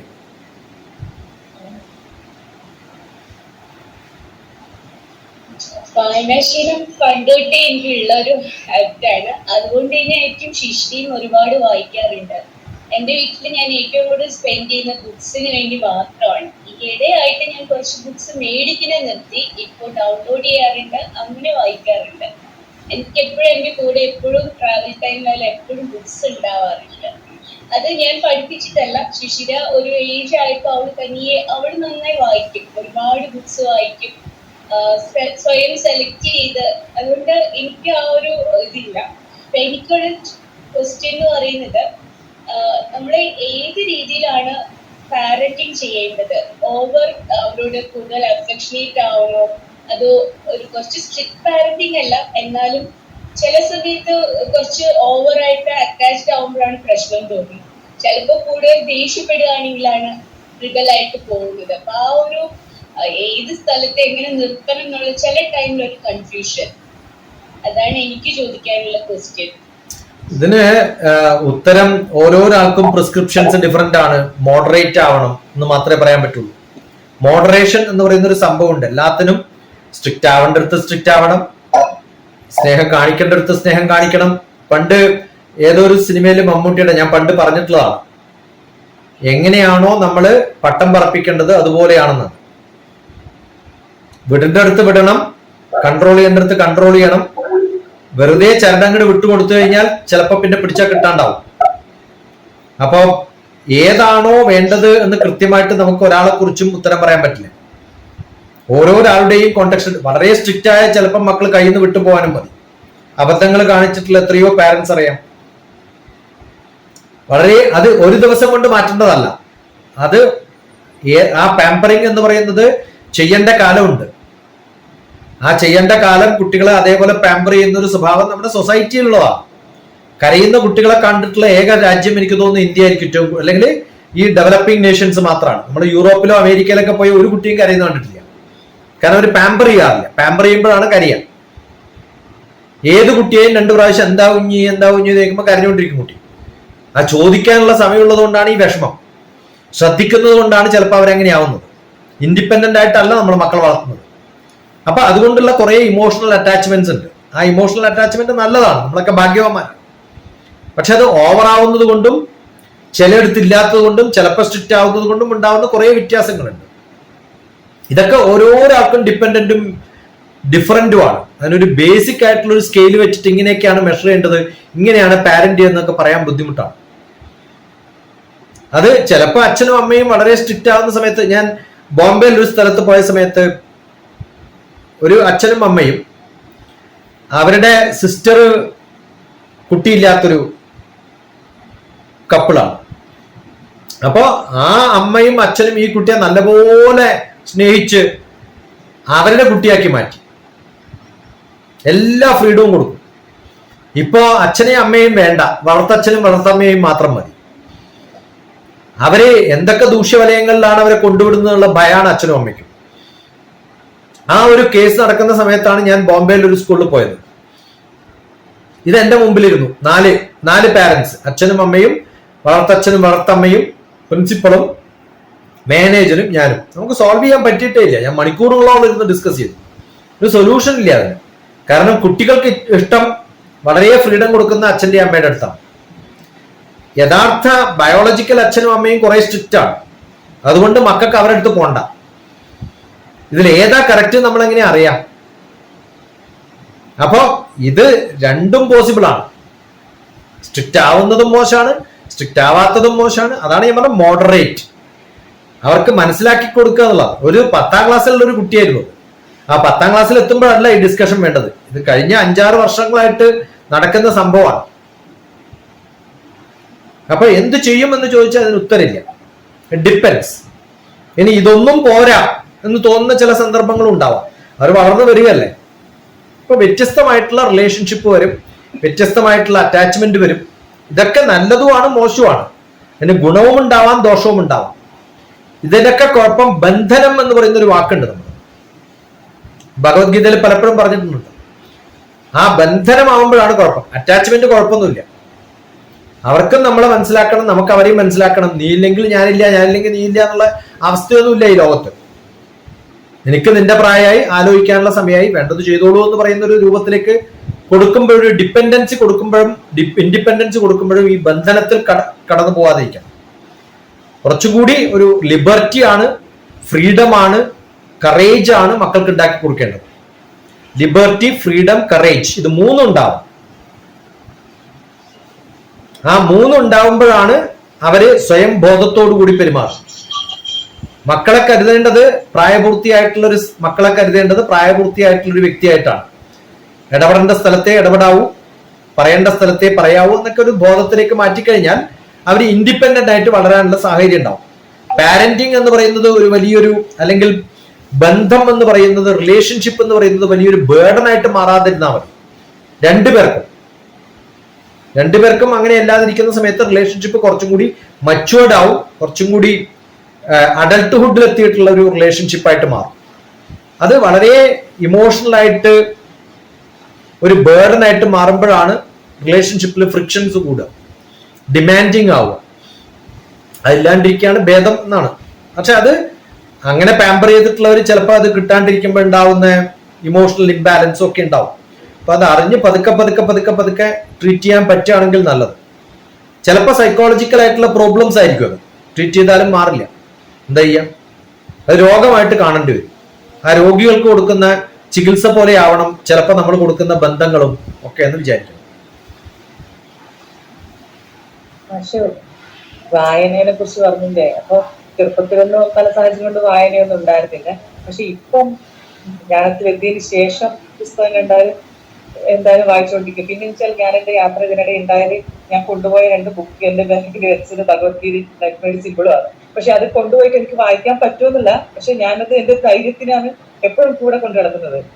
കാരണം എപ്പോഴും ഒരു പൂർണ്ണത, രാവിലെ എഴുന്നേറ്റ് വൈകുന്നേരത്തിനിടെ രാത്രിക്കിടയിൽ ഒരു പൂർണ്ണത എന്ന് പറയുമ്പോൾ രാവിലെ എണീറ്റ് മാഷ ക്ലാസ് തുടങ്ങി കിടക്കാൻ നേരത്തെ സമയം എന്തെങ്കിലും ഒരു ശ്ലോകം കേട്ടിട്ട് ഞാൻ ഉറങ്ങും. കാരണം എന്റെ ലൈഫ്, എന്റെ ജീവിതം ഒരു പൂർണ്ണതയിൽ എത്തുക എന്ന് പറയുന്നത് എനിക്ക് ഉറങ്ങുന്നതിന് മുമ്പ് ഉണരുമ്പോഴും ഉറങ്ങുമ്പോഴും ഇതുണ്ടെങ്കിൽ ആ പൂർണ്ണതയിൽ ഞാൻ എപ്പോഴും എങ്ങനെ ഉണ്ടാവും. ഇപ്പം ഞാൻ വായന എന്ന് പറയുന്നത് വായന മാത്രമാണെന്നില്ല.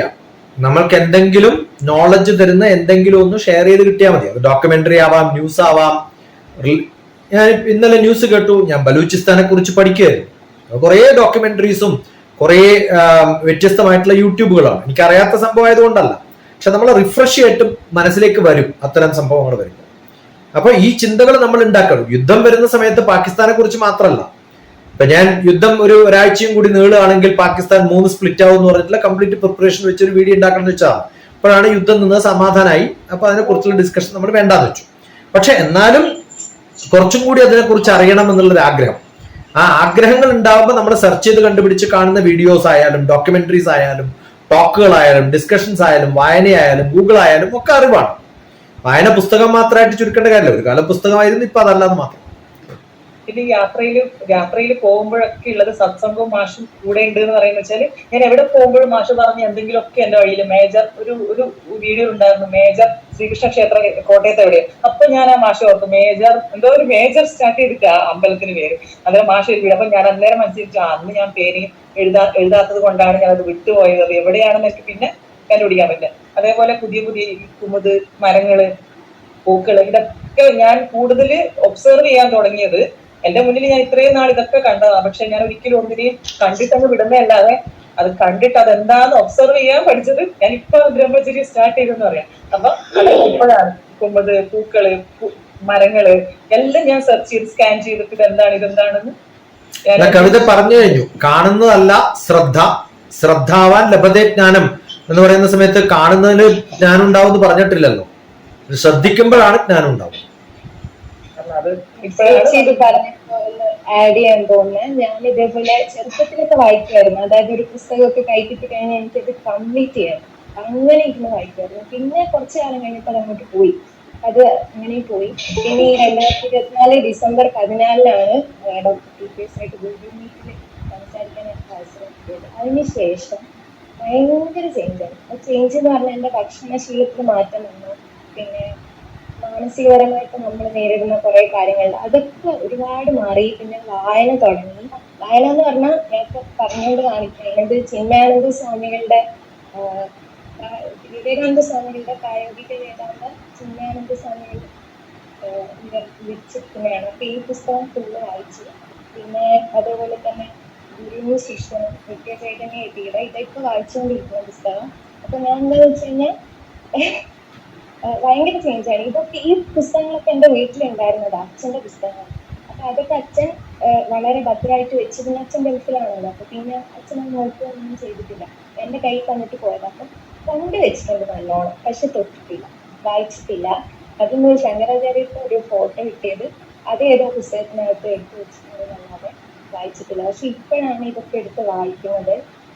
എനിക്ക് തോന്നുന്നു ഒരു പ്രാവശ്യം വായിച്ചാലൊന്നും അർത്ഥം മനസ്സിലാക്കാനുള്ള ഒരു അറിവ് എത്തിയിട്ടില്ല.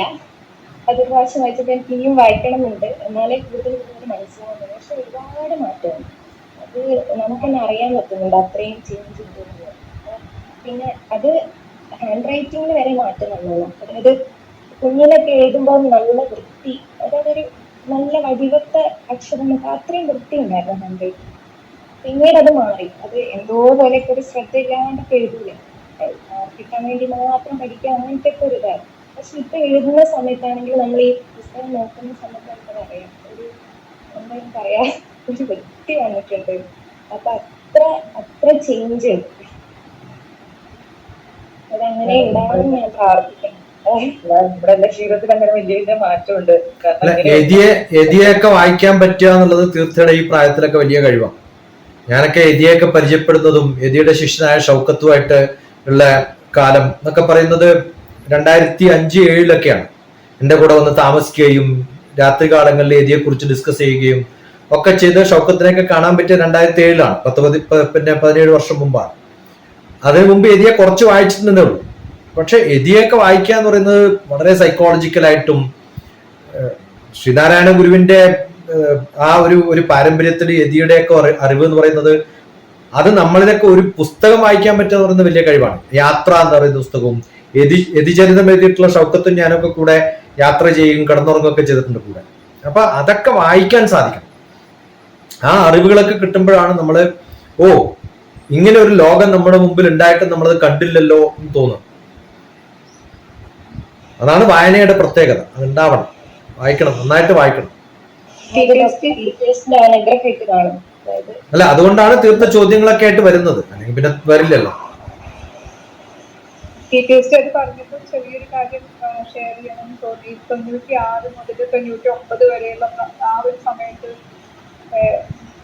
നിത്യ ചൈതന്യയുടെ പുസ്തകങ്ങൾ സെലക്ട് ചെയ്ത് വായിക്കും. ജീവിതത്തിലെ വസന്താരാമം, മനഃശാസ്ത്രം ജീവിതത്തിൽ, ആ പുസ്തകങ്ങളൊക്കെ. അതുപോലെ എഴുതുമ്പോൾ ഞാൻ എപ്പോഴും മറ്റുള്ളവരോട് പറയുമ്പോൾ എല്ലാവരോടും പറയാൻ, എനിക്ക് ഗുരു നിത്യ ചൈതന്യത്തിന് ശേഷം എനിക്ക് കിട്ടിയിട്ടുള്ള ഒരാളാണ് TPSG. കാരണം നമ്മൾക്ക് അറിവുള്ളവർ ധാരാളം പേരുണ്ടാവും, പക്ഷെ അവരെ നമ്മൾക്ക് അപ്രോച്ച് ചെയ്യാനും അവർ നമ്മൾക്ക് റെസ്പോണ്ട് ചെയ്യാനും ഇതെന്ന് പറഞ്ഞാൽ വളരെ അപൂർവമാണ്. കിട്ടുന്നതും അവർ നമ്മളെ പരിഗണിക്കുന്നതും നമ്മളോട് റെസ്പോണ്ട് ചെയ്യുന്നതും. അപ്പം ആ സമയത്ത് എനിക്കാണ് എഴുതുന്ന സമയത്ത് അദ്ദേഹം തിരിച്ച് ഏതൊരാൾക്കും മറുപടി എഴുതും. അങ്ങനെ മറുപടി കിട്ടാനൊക്കെ ഉള്ള ഒരു ഭാഗ്യം ഉണ്ടായിട്ടുണ്ട്. അതുപോലെ എൻ്റെ ക്രിസ്മസ് വിചാരം എന്ന് പറഞ്ഞൊരു പുസ്തകം അദ്ദേഹം സൈൻ ചെയ്ത് കിട്ടാനുള്ള ഭാഗ്യം ഉണ്ടായിട്ടുണ്ട്. അത് പറയാൻ തോന്നിയപ്പോ നല്ല നല്ല പണ്ടത്തെ കാലം പോലെ അല്ലല്ലോ ഇപ്പൊ ഒരു ക്ലിക്ക് നമുക്ക് ആരെ വേണമെങ്കിലും കോണ്ടാക്ട് ചെയ്യാം. ഒരു ദിവസം തന്നെ എത്രയോ 10-100 പേര് വിളിക്കുന്നുണ്ട്. എല്ലാരും നമ്മുടെ കൂടെ ഉണ്ടാവണമെന്നോ എല്ലാരും കണ്ടിന്യൂ ചെയ്യണമെന്നല്ല. താൽക്കാലികമായിട്ടുള്ള പ്രശ്നങ്ങൾ പറഞ്ഞു ഒഴിവായി പോകുന്നവർ കുറെ പേരുണ്ട്. കണ്ടിന്യൂസ് ആയിട്ട് നിൽക്കുന്ന കുറച്ച് പേരൊക്കെ ആണല്ലോ ഇപ്പൊ നമ്മുടെ മുമ്പിൽ ഇരിക്കുന്നത്. അത് ഭാഗ്യം, അത്രയൊക്കെ പറയാൻ പറ്റും. അപ്പൊ ടാറ്റ, ബൈ ബൈ. TPSG ഒരു ക്വസ്റ്റ്യൻ കൂടെ. ഞാനിപ്പോൾ നമ്മൾ മുന്നേ ഡിസ്കസ് ചെയ്ത ആ ഒരു ടോപ്പിക്കിലുണ്ട്. അതായത് KG ക്ലാസ് മുതൽ നമുക്കിപ്പോ മുന്നത്തെക്കാളും എത്ര വേണമെങ്കിലും അബ്സോർപ്ഷൻ ഉള്ള ടൈപ്പ് ബ്രെയിൻ ഉള്ള കുട്ടികളാണ് ഇപ്പോഴത്തെ ജനറേഷൻ എന്ന് പറഞ്ഞു. അപ്പോൾ ഞാൻ ആക്ച്വലി CBSE സ്ട്രീമിൽ പഠിപ്പിച്ചുകൊണ്ടിരുന്നിട്ട് ഞാൻ നാട്ടിൽ വന്നപ്പോൾ ഒരു ICSE സ്കൂളിൽ പഠിപ്പിക്കാനുള്ള ഒരു സാഹചര്യം ഉണ്ടായി. അവിടെ ഞാൻ ഫിസിക്സും മാത്സും ആയിരുന്നു പഠിപ്പിച്ചുകൊണ്ടിരുന്നത്. അപ്പോൾ ഞാൻ മനസ്സിലാക്കിയത് കുറേ കുട്ടികൾക്ക് എന്താണ് 9th എത്തുമ്പോഴേക്ക് 9th ആയിരുന്നു ഞാൻ ഹാൻഡിൽ ചെയ്തുകൊണ്ടിരുന്നത്. 9th ഇപ്പോൾ പകുതിയാകുമ്പോഴേക്ക് നമ്മൾ 10th ടോപ്പിക്സ് ആണ് 9th ഹാഫ് മുതൽ 10th ഹാഫ് പോർഷനാണ് പഠിപ്പിച്ചുകൊണ്ടിരിക്കുന്നത്. അപ്പോൾ അവർക്ക് അത് ഒന്നും ശരിക്കും ഞാൻ മനസ്സിലാക്കി അവർക്ക് ആ ബേസോ കാര്യങ്ങളോ ഒന്നുമില്ല. സിലബസ് ഉണ്ട്, ഈ പറഞ്ഞ പോലെ ICSE ആണ്, അപ്പോൾ അതിൻ്റെ ആ ബേർഡനും ടീച്ചേഴ്സിനും ഉണ്ട്. അപ്പോൾ നമ്മളിങ്ങനെ പഠിപ്പിക്കുന്നു കുട്ടികൾക്ക് അതിൻ്റെ ഒരു ചാപ്റ്ററിൽ തന്നെ ഒരു 66 ഇതൊക്കെ ഉണ്ട്, ന്യൂമറിക്കൽസ് ഒക്കെ ഉണ്ട്. ആ ന്യൂമറിക്കൽസും ചെയ്ത് കൊടുക്കണം, തിയറി പഠിപ്പിക്കണം. അപ്പോൾ ഞാൻ മനസ്സിലാക്കും പല കുട്ടികൾക്കും ഒന്നും അറിയുന്നില്ല എന്ന് മാത്രമല്ല അവർക്ക് കോൺഫിഡൻസ് ഇല്ല. പിന്നെ എന്താവും 9th 8th 9th ഒക്കെ ആകുമ്പോഴേക്കും കുട്ടികളെ തോൽപ്പിക്കാൻ തുടങ്ങും. ബിക്കോസ് റിസൾട്ട് ആണല്ലോ, റിസൾട്ടിന് വേണ്ടിയിട്ട് അവർ തോൽപ്പിക്കാൻ തുടങ്ങും. അപ്പോൾ ബേസിക്കലി കുട്ടികൾക്ക് കോൺഫിഡൻസ് പഠിക്കുന്ന കാര്യത്തിൽ മാത്രമല്ല അവരുടെ പേഴ്സണാലിറ്റി തന്നെ ഡൗൺ ആവുക. അവർക്ക് എന്താ ചെയ്യേണ്ടതെന്ന് അറിയുന്നില്ല. അങ്ങനെയായിട്ട് ഒരു മോനെയും കൊണ്ടൊരു അമ്മ അവിടെ വന്നു. അപ്പോൾ ആ ടീച്ചേഴ്സൊക്കെ അവിടെയുള്ള ടീച്ചേഴ്സൊക്കെ ഞാൻ അപ്പം കയറിയിട്ടുണ്ടായിരുന്നു. അവിടെയുള്ള ടീച്ചേഴ്സൊക്കെ ചെറിയ ക്ലാസ് മുതലേ ഈ കൊച്ചിനെ കണ്ടുകൊണ്ടിരിക്കുന്നത്. അപ്പോൾ അമ്മ ഇങ്ങനെ പേരൻസിന് ടീച്ചേഴ്സിന് മുന്നിൽ ഇങ്ങനെ കരയുക. അതായത് അവർ ടീച്ചേഴ്സ് പറഞ്ഞ് TC എടുത്തിട്ട് പോകണം, കണ്ടിന്യൂ ചെയ്യാൻ പറ്റില്ല എന്ന് പറഞ്ഞു. എന്നിട്ട് ഈ കുട്ടി അവസാനം TC ഒക്കെ കൊടുത്ത് പോയി. അവൻ സ്റ്റേറ്റ് സിലബസിൽ പോയി ചേർന്നു. സ്റ്റേറ്റ് സിലബസിൽ ചേർന്നപ്പോൾ ഞാൻ ആ സൈഡിൽ നിന്നിട്ട് ആ പാരന്റിൻ്റെ അടുത്ത് പറഞ്ഞു, അമ്മയോട് പറഞ്ഞു ഒന്നും വിഷമിക്കണ്ട, ഏതായാലും കൊച്ചിന് ലാംഗ്വേജ് സ്കില്ലായി. ഇനിയിപ്പോൾ ഏത് സ്ട്രീമിൽ എപ്പോൾ പോയാലും എവിടെ പോയാലും അവന് പിടിച്ചു നിൽക്കാൻ പറ്റും. പിന്നെ നല്ല ബിഹേവിയർ ആ കുട്ടിയുടെ. ഞാൻ അപ്പോൾ പോയതാണെങ്കിലും എവിടെ കണ്ടാലും വിഷ് ചെയ്യും. അങ്ങനെ ആ വിഷ് ചെയ്യണം എന്നുള്ള ടീച്ചേഴ്സിന് വിഷ് ചെയ്യണം എന്നുള്ള ചിന്തയൊക്കെ ആ മോനുണ്ട്. അപ്പം ഞാൻ പറഞ്ഞു നല്ല കുട്ടിയായിട്ട് വളരും, നന്നാവും എന്നൊക്കെ പറഞ്ഞിട്ട് ആ അമ്മ സമാധാനത്തോടെ പോയി. പക്ഷെ ആ കുട്ടി വന്നിട്ട് ഇടക്കിടക്ക് എന്നെ വിളിച്ചിട്ട് അവർ ആ സ്കൂളിൽ പോയപ്പോൾ അവിടെ ടോപ്പായി, ക്ലാസ്സിൽ ടോപ്പറായി. അപ്പോൾ ഭയങ്കര കോൺഫിഡൻസ് വന്നു. അപ്പോൾ ഞാൻ പറഞ്ഞു മോനെ നീ ഈ പുതിയ ഹിസ്റ്ററിയിൽ മാറിയെന്നുള്ള ഇത് വേണ്ട, അതിൽ തന്നെ കണ്ടിന്യൂ ചെയ്ത് പോയാൽ മതി, അതിനെപ്പറ്റി ഒന്നും എഴുതാൻ ആലോചിക്കേണ്ടത്. അപ്പോൾ എൻ്റെ ക്വസ്റ്റ്യൻ, ഇപ്പൊ നമ്മൾ ഇങ്ങനത്തെ സിറ്റുവേഷൻസിലൊക്കെ നമ്മൾ ആസ് എ പാരന്റ് ചിലവർ പറഞ്ഞു എൻ്റെ മോൻ ICSE തന്നെ പോകണം, മോൾ ICSE പോകണം എന്നൊക്കെ കൊണ്ട് ചേർക്കും. പക്ഷെ ആ കൊച്ചിന് ചിലപ്പോൾ തീരെ പറ്റുണ്ടാവില്ല. അങ്ങനെയുള്ളത് നമ്മൾ കുട്ടികൾക്ക് ഒരു തുമ്പിനെ കൊണ്ട് കല്ലെടുപ്പിക്കുന്നതല്ലേ സംഭവം. അപ്പൊ നമുക്ക് അവർക്ക് ഇതായിട്ടുള്ള ബേസിക് കൊടുക്കുന്നതായിരിക്കുമോ നല്ലത്, അല്ല നമ്മൾ അവരെ ഫോഴ്സ്ഫുള്ളി അതിലേക്ക് കണ്ടിന്യൂ ചെയ്യിക്കണം. പക്ഷെ 12th എത്തുമ്പോഴേക്കും എൻട്രൻസിനൊക്കെ ഇത് ഹെൽപ്പ് ആവുന്നുണ്ടെന്ന് പറയുന്നുണ്ട്. അതായത് ICSE ആദ്യം തന്നെ നന്നായിട്ട് സിലബസ് കൊടുക്കണമുണ്ട്, എൻട്രൻസിന്റെ ടൈമിൽ ഹെൽപ്പ് ആവുന്നുണ്ടെന്ന് ചില പേരൻസ് പറയുന്നുണ്ട്. ഞാൻ എന്റെ പല ടോക്കുകളിലും പറഞ്ഞിട്ടുള്ളതാണ്, 7ാം ക്ലാസ് വരെയുള്ള സിലബസ് എന്ന് പറയുന്നത് ഞാനും എനിക്ക് ചുറ്റുമുള്ള ലോകയും അറിയാനുള്ളതാണ് സിലബസ്. അത് ICSE ആയാലും CBSE ആയാലും സ്റ്റേറ്റ് ആയാലും ഇന്നത്തെ കാലത്ത് അബദ്ധം തന്നെയാണ്. അത്തരം പുസ്തകങ്ങളുടെ ബേസ്ഡ് ആയിട്ട് ആവരുത്, ഇൻഫോർമൽ ആവണമെന്നൊക്കെയാണ് ന്യൂ എഡ്യൂക്കേഷൻ പോളിസിയും വിദഗ്ധന്മാരും ഒക്കെ പറഞ്ഞിട്ടുള്ളത്. പണ്ട് ഈ പാരമ്പര്യമായിട്ട് പഠിപ്പിക്കുന്ന കാലത്ത് സിലബസ് ഒന്നും ഉണ്ടായിരുന്നില്ല. ഗുരുക്കന്മാർക്ക് അവർക്ക് ചുറ്റുമുള്ള ലോകം എങ്ങനെയാണ് മക്കളെ മനസ്സിലാക്കി കൊടുക്കേണ്ടതെന്ന് എല്ലാവർക്കും അറിയാമായിരുന്നു. അതാണ് വേണ്ടതും. പക്ഷെ ഇന്നത്തെ ടീച്ചർമാർക്ക് കഴിവില്ലാത്തതുകൊണ്ടാണ് സിലബസ് ഒക്കെ ഉണ്ടാക്കിയിട്ടുണ്ടാവുക. 2, 8ാം ക്ലാസ് കഴിയുമ്പോൾ നമ്മൾ അവർക്ക് അബ്സ്ട്രാക്ട് ആയിട്ടുള്ള നോളജ് ആണ് പറഞ്ഞു കൊടുക്കുന്നത്. ചുറ്റും കാണാൻ പറ്റാത്ത പലതും അവർ പഠിക്കണം. 8, 9, 10, 11, 12 ആ വിദ്യാഭ്യാസം ഉണ്ടാക്കാനുള്ള കേപ്പബിലിറ്റി ഉണ്ടാക്കേണ്ടത് 7ാം ക്ലാസ് വരെയുള്ള സ്റ്റാൻഡേർഡാണ്. ഇതുണ്ടെങ്കിൽ മക്കൾക്ക് ബാക്കിയുള്ള സോഷ്യൽ സ്കില്ലും ഒക്കെ ഉണ്ടാക്കിയെടുത്തിട്ടുണ്ടെങ്കിൽ അവർ കുറെ ചോദ്യങ്ങൾ ചോദിക്കുകയും ഒരു ഇന്ററാക്ഷനും എല്ലാവരോടും ബിഹേവ് ചെയ്യാനുള്ള അതാണ് വേണ്ടത്. ഞാൻ പറയാറുള്ളത് mathematical ability, communication skill, social skill development, ഇതൊക്കെ ബിഹേവിയർ പാറ്റേൺസ് ഇതൊക്കെ ഉണ്ടാക്കിയെടുക്കലാണ് ബേസിക് 7ാം ക്ലാസ് വരെയുള്ള വിദ്യാഭ്യാസം. അത് ശരിയാവാതെ നമ്മൾ 8ാം ക്ലാസ് 9ാം ക്ലാസ്സിലൊക്കെ 8ാം ക്ലാസ്സും 9ാം ക്ലാസ്സും സ്കിപ്പ് ചെയ്തിട്ട് 10ാം ക്ലാസ്സിൽ മാത്രം പഠിപ്പിക്കുന്ന സ്കൂൾസുകൾ ഞാൻ കണ്ടിട്ടുണ്ട്. കാരണം എങ്ങനെയെങ്കിലും 10ാം ക്ലാസ്സിലെ സിലബസിലെ മാർക്ക് ഏറ്റവും കൂടുതൽ കിട്ടണം, അവിടെ എങ്ങനെയെങ്കിലും റിസൾട്ട് കാണിച്ചു കൊടുക്കണം എന്നാണ് സ്കൂളിന്റെ. അത് പാരന്റ്സിനും ഇഷ്ടമാണ്, ടീച്ചേഴ്സിനും ഇഷ്ടമാണ്, മാനേജ്മെന്റിനും ഇഷ്ടമാണ്. കുട്ടികൾക്ക് മാത്രം അത് കുഴപ്പമൊന്നുമില്ല, കാരണം മാർക്ക് കാണിച്ചു കൊടുത്താലാണ് ഏറ്റവും നല്ല റിവാർഡ്സ് കിട്ടുക എന്നുള്ളതുകൊണ്ട്. പക്ഷെ ഇത് നമ്മുടെ ലോകത്തിന്റെ ഡെവലപ്മെന്റിനോ ഒരു മനുഷ്യന്റെ ഡെവലപ്മെന്റിനോ നല്ലതല്ല. ഇത് ഞാൻ ഈ പറഞ്ഞത് കൊണ്ടോ നിങ്ങൾ കേട്ടത് കൊണ്ടോ മാറ്റം വരില്ല. നമുക്ക് ചുറ്റുമുള്ള കുറച്ചു പേർക്കെങ്കിലും ഇതിൽ മാറ്റമുണ്ടാക്കാവുന്ന ഒരു സിറ്റുവേഷൻസ് ഉണ്ടാക്കിയെടുക്കലാണ് നമുക്ക് അത്യാവശ്യം. പലരും എന്നോട് ചോദിക്കാറുണ്ട് എന്തുകൊണ്ട് ഇൻസ്റ്റിറ്റ്യൂഷൻ തുടങ്ങാത്തത്. കാരണം ഞാൻ അങ്ങനെ തുടങ്ങിക്കഴിഞ്ഞാൽ നിങ്ങൾ ആരുമായിട്ട് എനിക്ക് കോണ്ടാക്ട് ഉണ്ടാക്കാൻ പറ്റില്ല, ഞാനും ഒരു കമേഴ്ഷ്യൽ ആയിട്ട് ഇൻസ്റ്റിറ്റ്യൂഷൻ നടത്തുന്ന ഒരാളായിട്ട് മാറും. അതല്ല എന്റെ ലക്ഷ്യം എന്നുള്ളതുകൊണ്ടാണ്. അങ്ങനെ താല്പര്യമുള്ളവരെ സപ്പോർട്ട് ചെയ്യുന്ന ഒരു സിസ്റ്റം ഉണ്ടാക്കിയെടുക്കുന്നതും അവർക്കുള്ള സപ്പോർട്ട് കൊടുക്കലുമാണ് ഞാൻ ചെയ്യുന്നത്. ഇപ്പൊ 5 ദിവസം കോട്ടയത്ത് പോയി പഠിപ്പിച്ചത് എന്തിനാന്ന് വെച്ചാൽ അവർക്ക് കുറച്ചു പേർക്കെങ്കിലും ആ ബോധത്തോടു കൂടി മാറ്റം ഉണ്ടാക്കാൻ സാധിക്കുമോ. അങ്ങനെ ചെയ്യുന്ന കുറെ വർക്ക്ഷോപ്പുകൾ വരുമ്പോൾ അവിടത്തേക്ക് സമയം സ്പെൻഡ് ചെയ്യുകയാണ് ഞാനിപ്പോ ചെയ്യുന്നത്. അപ്പൊ ഇതിന് സൊല്യൂഷൻ എന്ന് പറയുന്നത് ഒരു കുട്ടിയുടെ പ്രശ്നം നമ്മൾ എടുത്ത് കാണിച്ചിട്ട് ജനറലൈസ് ചെയ്യുന്നതൊക്കെ അങ്ങനെ ഇഷ്ടംപോലെ കേസുകൾ എനിക്ക് പറയാൻ പറ്റും. ആ കേസുകൾ ഒരു ദിവസം തന്നെ 1, 2, 3 പേരുടെ കേട്ടിരിക്കുന്ന ഒരാളാണ്.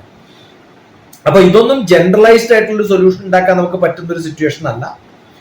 ഇത് വെച്ചിട്ടാവരുത് നമ്മുടെ ജനറലൈസേഷൻ. നമ്മുടെ ജനറൽ നോളജ് എന്ന് പറയുന്നത് 7ാം ക്ലാസ് വരെയുള്ള വിദ്യാഭ്യാസവും അത് വളരെ ബേസിക് ആയിട്ട് കൊടുത്തു കഴിഞ്ഞാൽ അവർ എവിടെ ഇട്ടാലും വളരും.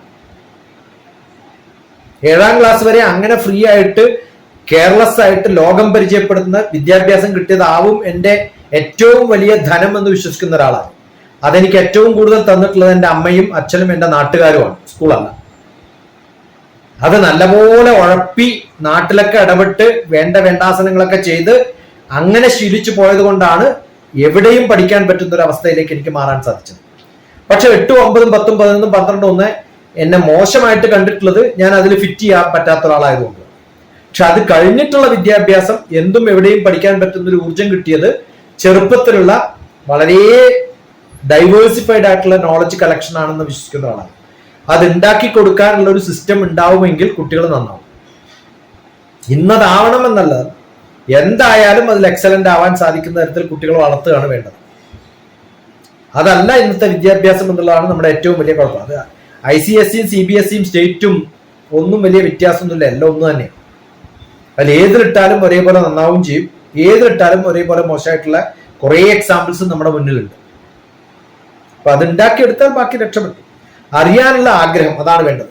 ഇപ്പൊ ഞാൻ അടുത്ത കാലത്ത് കോട്ടയത്ത് ഒരു സ്കൂളിൽ പോയിട്ട് ടീച്ചേഴ്സിന്റെ വർക്ക്ഷോപ്പില് 10 രാജ്യങ്ങളും അതിന്റെ ക്യാപിറ്റൽസും അറിയുന്ന ടീച്ചേഴ്സ് ചോദിച്ചപ്പോൾ ഒരാളും ഇല്ല.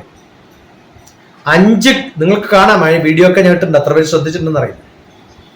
അതിൽ അവസാനം 2, 1 മാത്രമായിട്ട് ചുരുങ്ങി. ഒരു രാജ്യവും അത് മാത്രമേ അറിയുള്ളൂ, ഇന്ത്യയുടെ ക്യാപിറ്റൽ മാത്രം അവർക്ക് അറിയാം, വേറെ ഒന്നും അറിയില്ല ലോകത്തെ കുറിച്ച്. അതാണ് സിറ്റുവേഷൻ.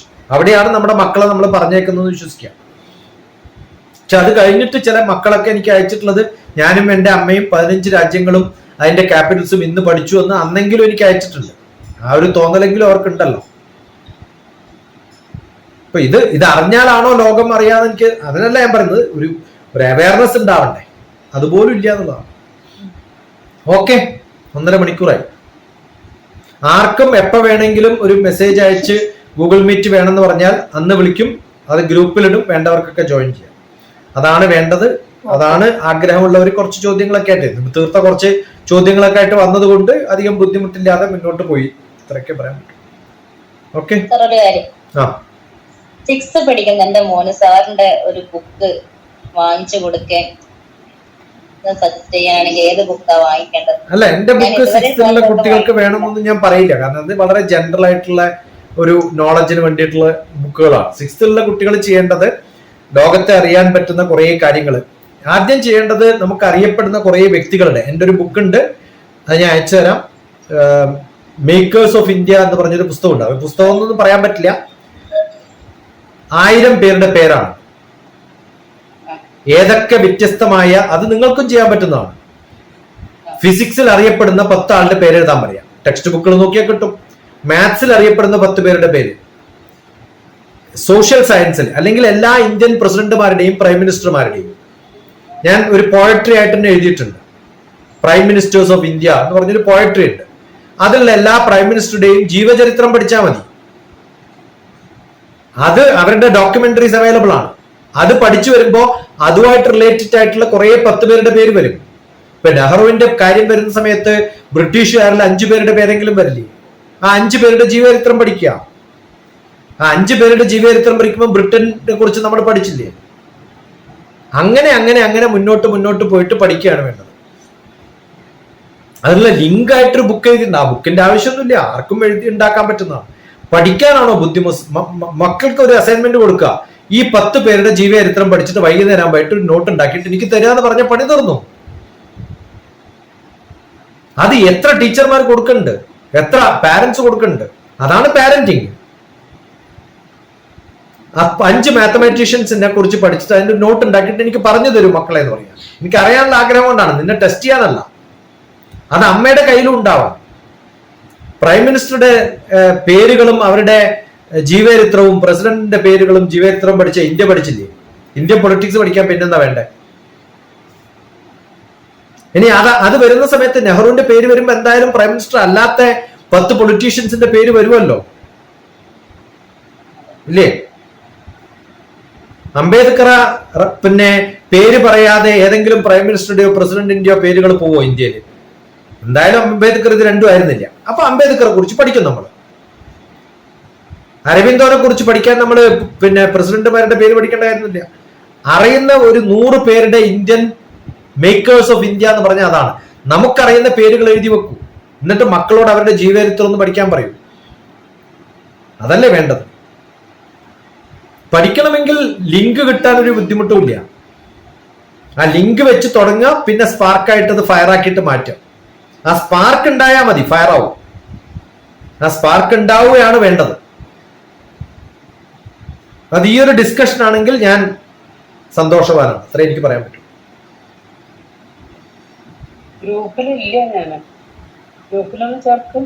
ഒന്ന് മെസ്സേജ് അടിച്ചിടൂ. എന്റെ നമ്പർ ഉണ്ട്, ഒരു മെസ്സേജ് അടിച്ചിടാം. ഗ്രൂപ്പിൽ ഇല്ലാത്തവർക്ക് ഞാൻ അയച്ചു കൊടുത്തിട്ടുണ്ട്. ചിലരെ പണ്ട് വളരെ ഇനാക്റ്റീവ് ആയിട്ടുള്ളവരെ ഞാൻ പുറത്താക്കിയിട്ടുണ്ട്. അവർക്ക് ഗ്രൂപ്പിൽ ചേരാൻ പറ്റില്ല. പിന്നെ അപ്പൊ ഞാൻ ആഡ് ചെയ്യാം. പക്ഷെ അതിനൊരു റിക്വസ്റ്റ് അയക്കാം. ഈ ഗൂഗിൾ മീറ്റിന്റെ ആവശ്യമൊന്നുമില്ലല്ലോ. ഓക്കെ. ഞാനൊരു കാര്യം ചോദിക്കാം. കൂടുതൽ കുട്ടികളുടെ കാര്യങ്ങളൊക്കെ കുറച്ച് ഇപ്പം ഒരു 20 പ്രായമുള്ള ആൾക്കാർക്ക് നമുക്ക് ലൈഫിൽ ഇംപ്രൂവ് ചെയ്യണമെന്ന് ആഗ്രഹമുണ്ട്. പക്ഷെ ചില ഒരുപാട് കാര്യങ്ങളൊക്കെ നമുക്ക് ചെയ്യണമെന്ന് പറ്റുന്നതും പറ്റാത്തതായിട്ടുണ്ട്. അപ്പൊ നമുക്ക് അതിന് ഇംപ്രൂവ് ചെയ്യാൻ അങ്ങനത്തെ ഒരു എന്താ സജഷൻ കൊടുക്കാത്ത ബുക്ക് വായിക്കാൻ കുട്ടികളുടെ അങ്ങനെ എപ്പോഴും പറയാൻ കേട്ടിട്ടുണ്ട്. ഒരു വലിയ മല കയറണമെന്ന് ആഗ്രഹമുണ്ട് എന്ന് പറഞ്ഞിട്ട് മലയുടെ മുമ്പിൽ നിന്നിട്ട് കുറെ കാലം പ്രാർത്ഥിച്ചുകൊണ്ട് മലയുടെ മുകളിൽ എത്തില്ല. സ്റ്റെപ്പ് ബൈ സ്റ്റെപ്പായിട്ട് ഞാൻ ഇന്ന് എന്തോ ഒരു സ്റ്റെപ്പ് എടുക്കുക, അടുത്ത ദിവസം 2 സ്റ്റെപ്പ് എടുക്കുക, 3 കുറച്ച് കയറി വരുമ്പോ താഴത്തോട്ട് നോക്കുമ്പോ ഇത്രയൊക്കെ ഞാൻ കയറിയെന്ന് തോന്നുമ്പോ പിന്നെ അറിയാതെ കയറി പോകും. അപ്പോ ചിന്തിച്ച് സമയം കളയാതെ സ്റ്റാർട്ട്. നിങ്ങൾക്ക് എന്താണോ ചെയ്യേണ്ടത്, ഞാൻ പുസ്തകം വായിക്കണം അല്ലെങ്കിൽ പ്രൈം മിനിസ്റ്ററെ കുറിച്ച് അറിയണം, അതൊന്നുമല്ല. നമുക്ക് എന്താണോ വേണ്ടത് അത് പഠിക്കാം. തീർച്ചയായും ഞാനും ആദ്യം ഡിസ്കസ് ചെയ്തത് സിവിൽ എഞ്ചിനീയറിംഗ് ആണ്. അവളുടെ വിഷയമാണ് നമ്മൾ ഡിസ്കസ് ചെയ്തത്. എന്താണോ നമുക്ക് ഇഷ്ടമുള്ള വിഷയം, എന്താണോ എന്റെ ഫീൽഡ്, അതുമായിട്ട് റിലേറ്റ് ചെയ്തിട്ടുള്ള കുറെ കാര്യങ്ങൾ നമുക്ക് ഉണ്ടാക്കിയെടുക്കാൻ പറ്റും. അപ്പൊ എവിടെയെങ്കിലും തുടങ്ങാം. അത് ഇവിടെ അല്ല വേറെടുത്താണെന്ന് പറഞ്ഞ് അവിടെ പോയിട്ട് മല കയറാൻ നോക്കേണ്ട കാര്യമൊന്നുമില്ല. എന്റെ മുന്നിലുള്ള സംഭവങ്ങളുടെ ആയിട്ട് എനിക്ക് മുന്നോട്ട് പോകാം.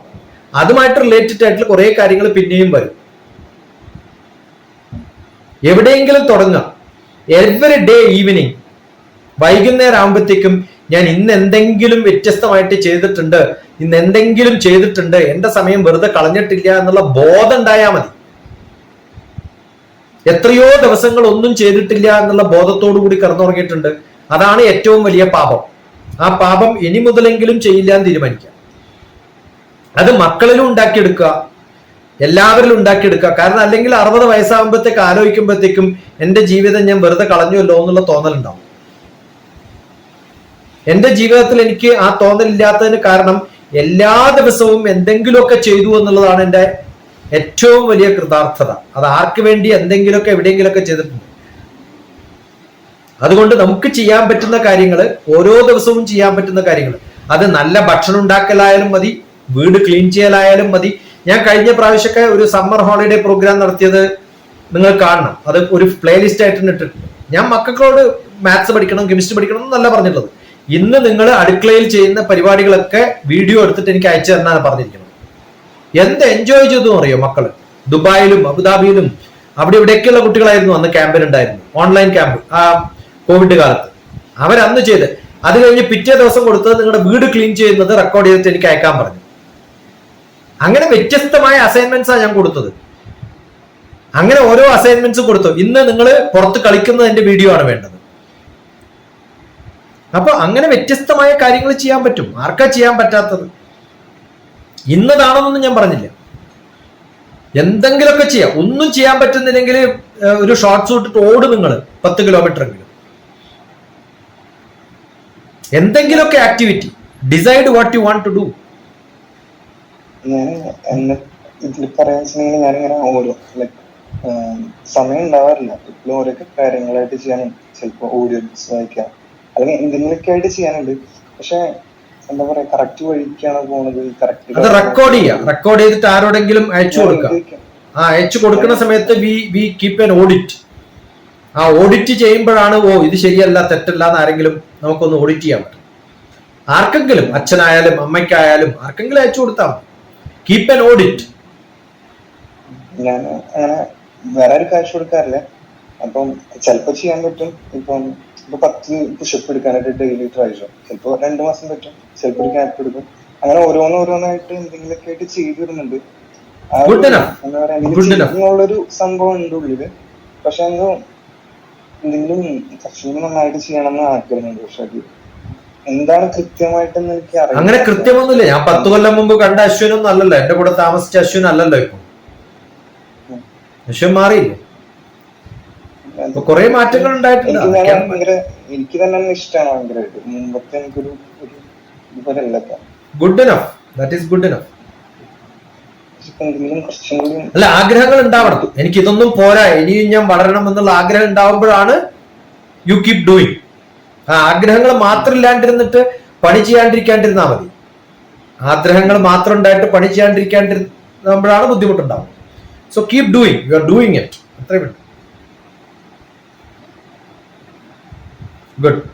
നമുക്കിപ്പം ഒരു എന്താ പറയാ, കുറെ കാര്യങ്ങൾ ഇപ്പം ബുക്സ് വായിക്കേണ്ട പറയുകയാണെങ്കിൽ കുറെ കാര്യങ്ങൾ ചെയ്യാനുണ്ട്. ഇപ്പൊ കുറച്ചു നേരം ജർമ്മൻ പഠിക്കാനുണ്ട്, കുറച്ചു നേരം ഇന്റേൺഷിപ്പ് അപ്ലൈ ആണ്, കുറച്ച് ഇപ്പൊ അതിന്റെ ഇടയിൽ നമുക്ക് എന്റർടൈൻമെന്റിന് പോകാനായിട്ട് തോന്നും. അപ്പൊ എല്ലാം ചെയ്യണമെന്നുണ്ട്. പക്ഷെ നമുക്കെല്ലാം ചിന്തിച്ചിട്ട് സമയം കളയാതെ ഇന്റേൺഷിപ്പ് അപ്ലൈ ചെയ്യണം. അരമണിക്കൂറിന്റെ പണിയായിരിക്കും അത്. കഴിഞ്ഞ 3 മാസമായിട്ട് അത് ആലോചിച്ചുകൊണ്ടിരുന്നിട്ട് വല്ല കാര്യമുണ്ടോ? ചെയ്യുന്നുണ്ട്. കുറച്ചിട്ട് ചെയ്യുന്നുണ്ട്. ചിലപ്പോ എല്ലാ ദിവസവും ഒരുപോലെ പറ്റില്ല. അല്ല, അതെല്ലാവർക്കും ഉണ്ടാവും. എല്ലാ ദിവസവും എല്ലാവർക്കും ഒരേപോലെ അല്ലല്ലോ. ഭക്ഷണം കഴിക്കുന്നതും മൂഡും സംസാരിക്കുന്നതും ഒക്കെ വ്യത്യാസമല്ലേ. പക്ഷെ എന്തെങ്കിലുമൊക്കെ എല്ലാ ദിവസവും ചെയ്തുകൊണ്ടിരിക്കുക. Don't delay. അതാണ് വേണ്ടത്. ആ ഡിലേ ചെയ്യുമ്പോഴാണ് പ്രോബ്ലം ഉണ്ടാവും. Keep doing it. ഇപ്പൊ നമ്മള് കൃത്യമായിട്ടൊരു കാര്യത്തിലേക്ക് ഫോക്കസ് ചെയ്യാൻ എല്ലാവരും പറയാൻ ശ്രദ്ധിക്കാറുണ്ട്. കൃത്യമായിട്ട് അപ്പൊ നമ്മള് എന്തെങ്കിലുമൊക്കെ ചെയ്യാന്ന് പറയുമ്പോൾ നമ്മൾ ഒരുപാട് കാര്യങ്ങൾ ചെയ്യാനുള്ളതും കൃത്യമായിട്ടൊരു ഇതിലേക്ക് ചെയ്യാൻ നമുക്ക് അതിലേക്ക് എത്തിച്ചേരാനായിട്ട് പറ്റില്ല. അല്ല, എല്ലാ ദിവസവും ഒരേപോലെ അല്ലല്ലോ. പ്രൈം മിനിസ്റ്റർ എല്ലാ ദിവസവും ഒരേപോലെ പണി ചെയ്യണമെന്ന് വിചാരിച്ചാൽ പറ്റുമോ? അയാളുടെ മുമ്പിൽ വരുന്ന സിറ്റുവേഷൻസ് ഡിഫറെന്റ് ആയിട്ട് അതിനെയൊക്കെ റിയാക്ട് ചെയ്യല്ലേ വേണ്ടത്. നമ്മുടെ ജീവിതത്തിൽ നമുക്ക് വ്യത്യസ്തമായ സിറ്റുവേഷൻസിൽ വ്യത്യസ്തമായ കാര്യങ്ങൾ റിയാക്ട് ചെയ്യേണ്ടി വരും. സോ കീപ് യുവർ ഒരു ബോർഡിൽ എഴുതി വെക്കുക, ഇന്നൊക്കെയാണ് എന്റെ pending items, I'm going to finish it, ഇന്ന സമയത്തിനുള്ള തീർക്കുമെന്ന് സ്വന്തം ഒരു ടൈം ടേബിൾ ഉണ്ടാക്കാം. ആ ടൈം ടേബിൾ ഉണ്ടാക്കിയിട്ട് മുന്നോട്ട് പോയിട്ട് അത് റീറൈറ്റ് ചെയ്യാം. ചിലപ്പോൾ maybe many times you have to write it. അങ്ങനെ എഴുതി വെച്ച് വളരെ വളരെ വിസിബിൾ ആയിട്ടുള്ള ഒരു ഡയഗ്രം നമ്മുടെ മുമ്പിൽ ഉണ്ടെങ്കിൽ ഉറപ്പായിട്ടും നമുക്കത് ഫോളോ ചെയ്യാൻ പറ്റും. അതാണ് ഉണ്ടാവേണ്ടത്. Create your own time table, വേറെ ആരുടെയെങ്കിലും അല്ല. Create your own time table, that is what you are suppose to. Okay, by.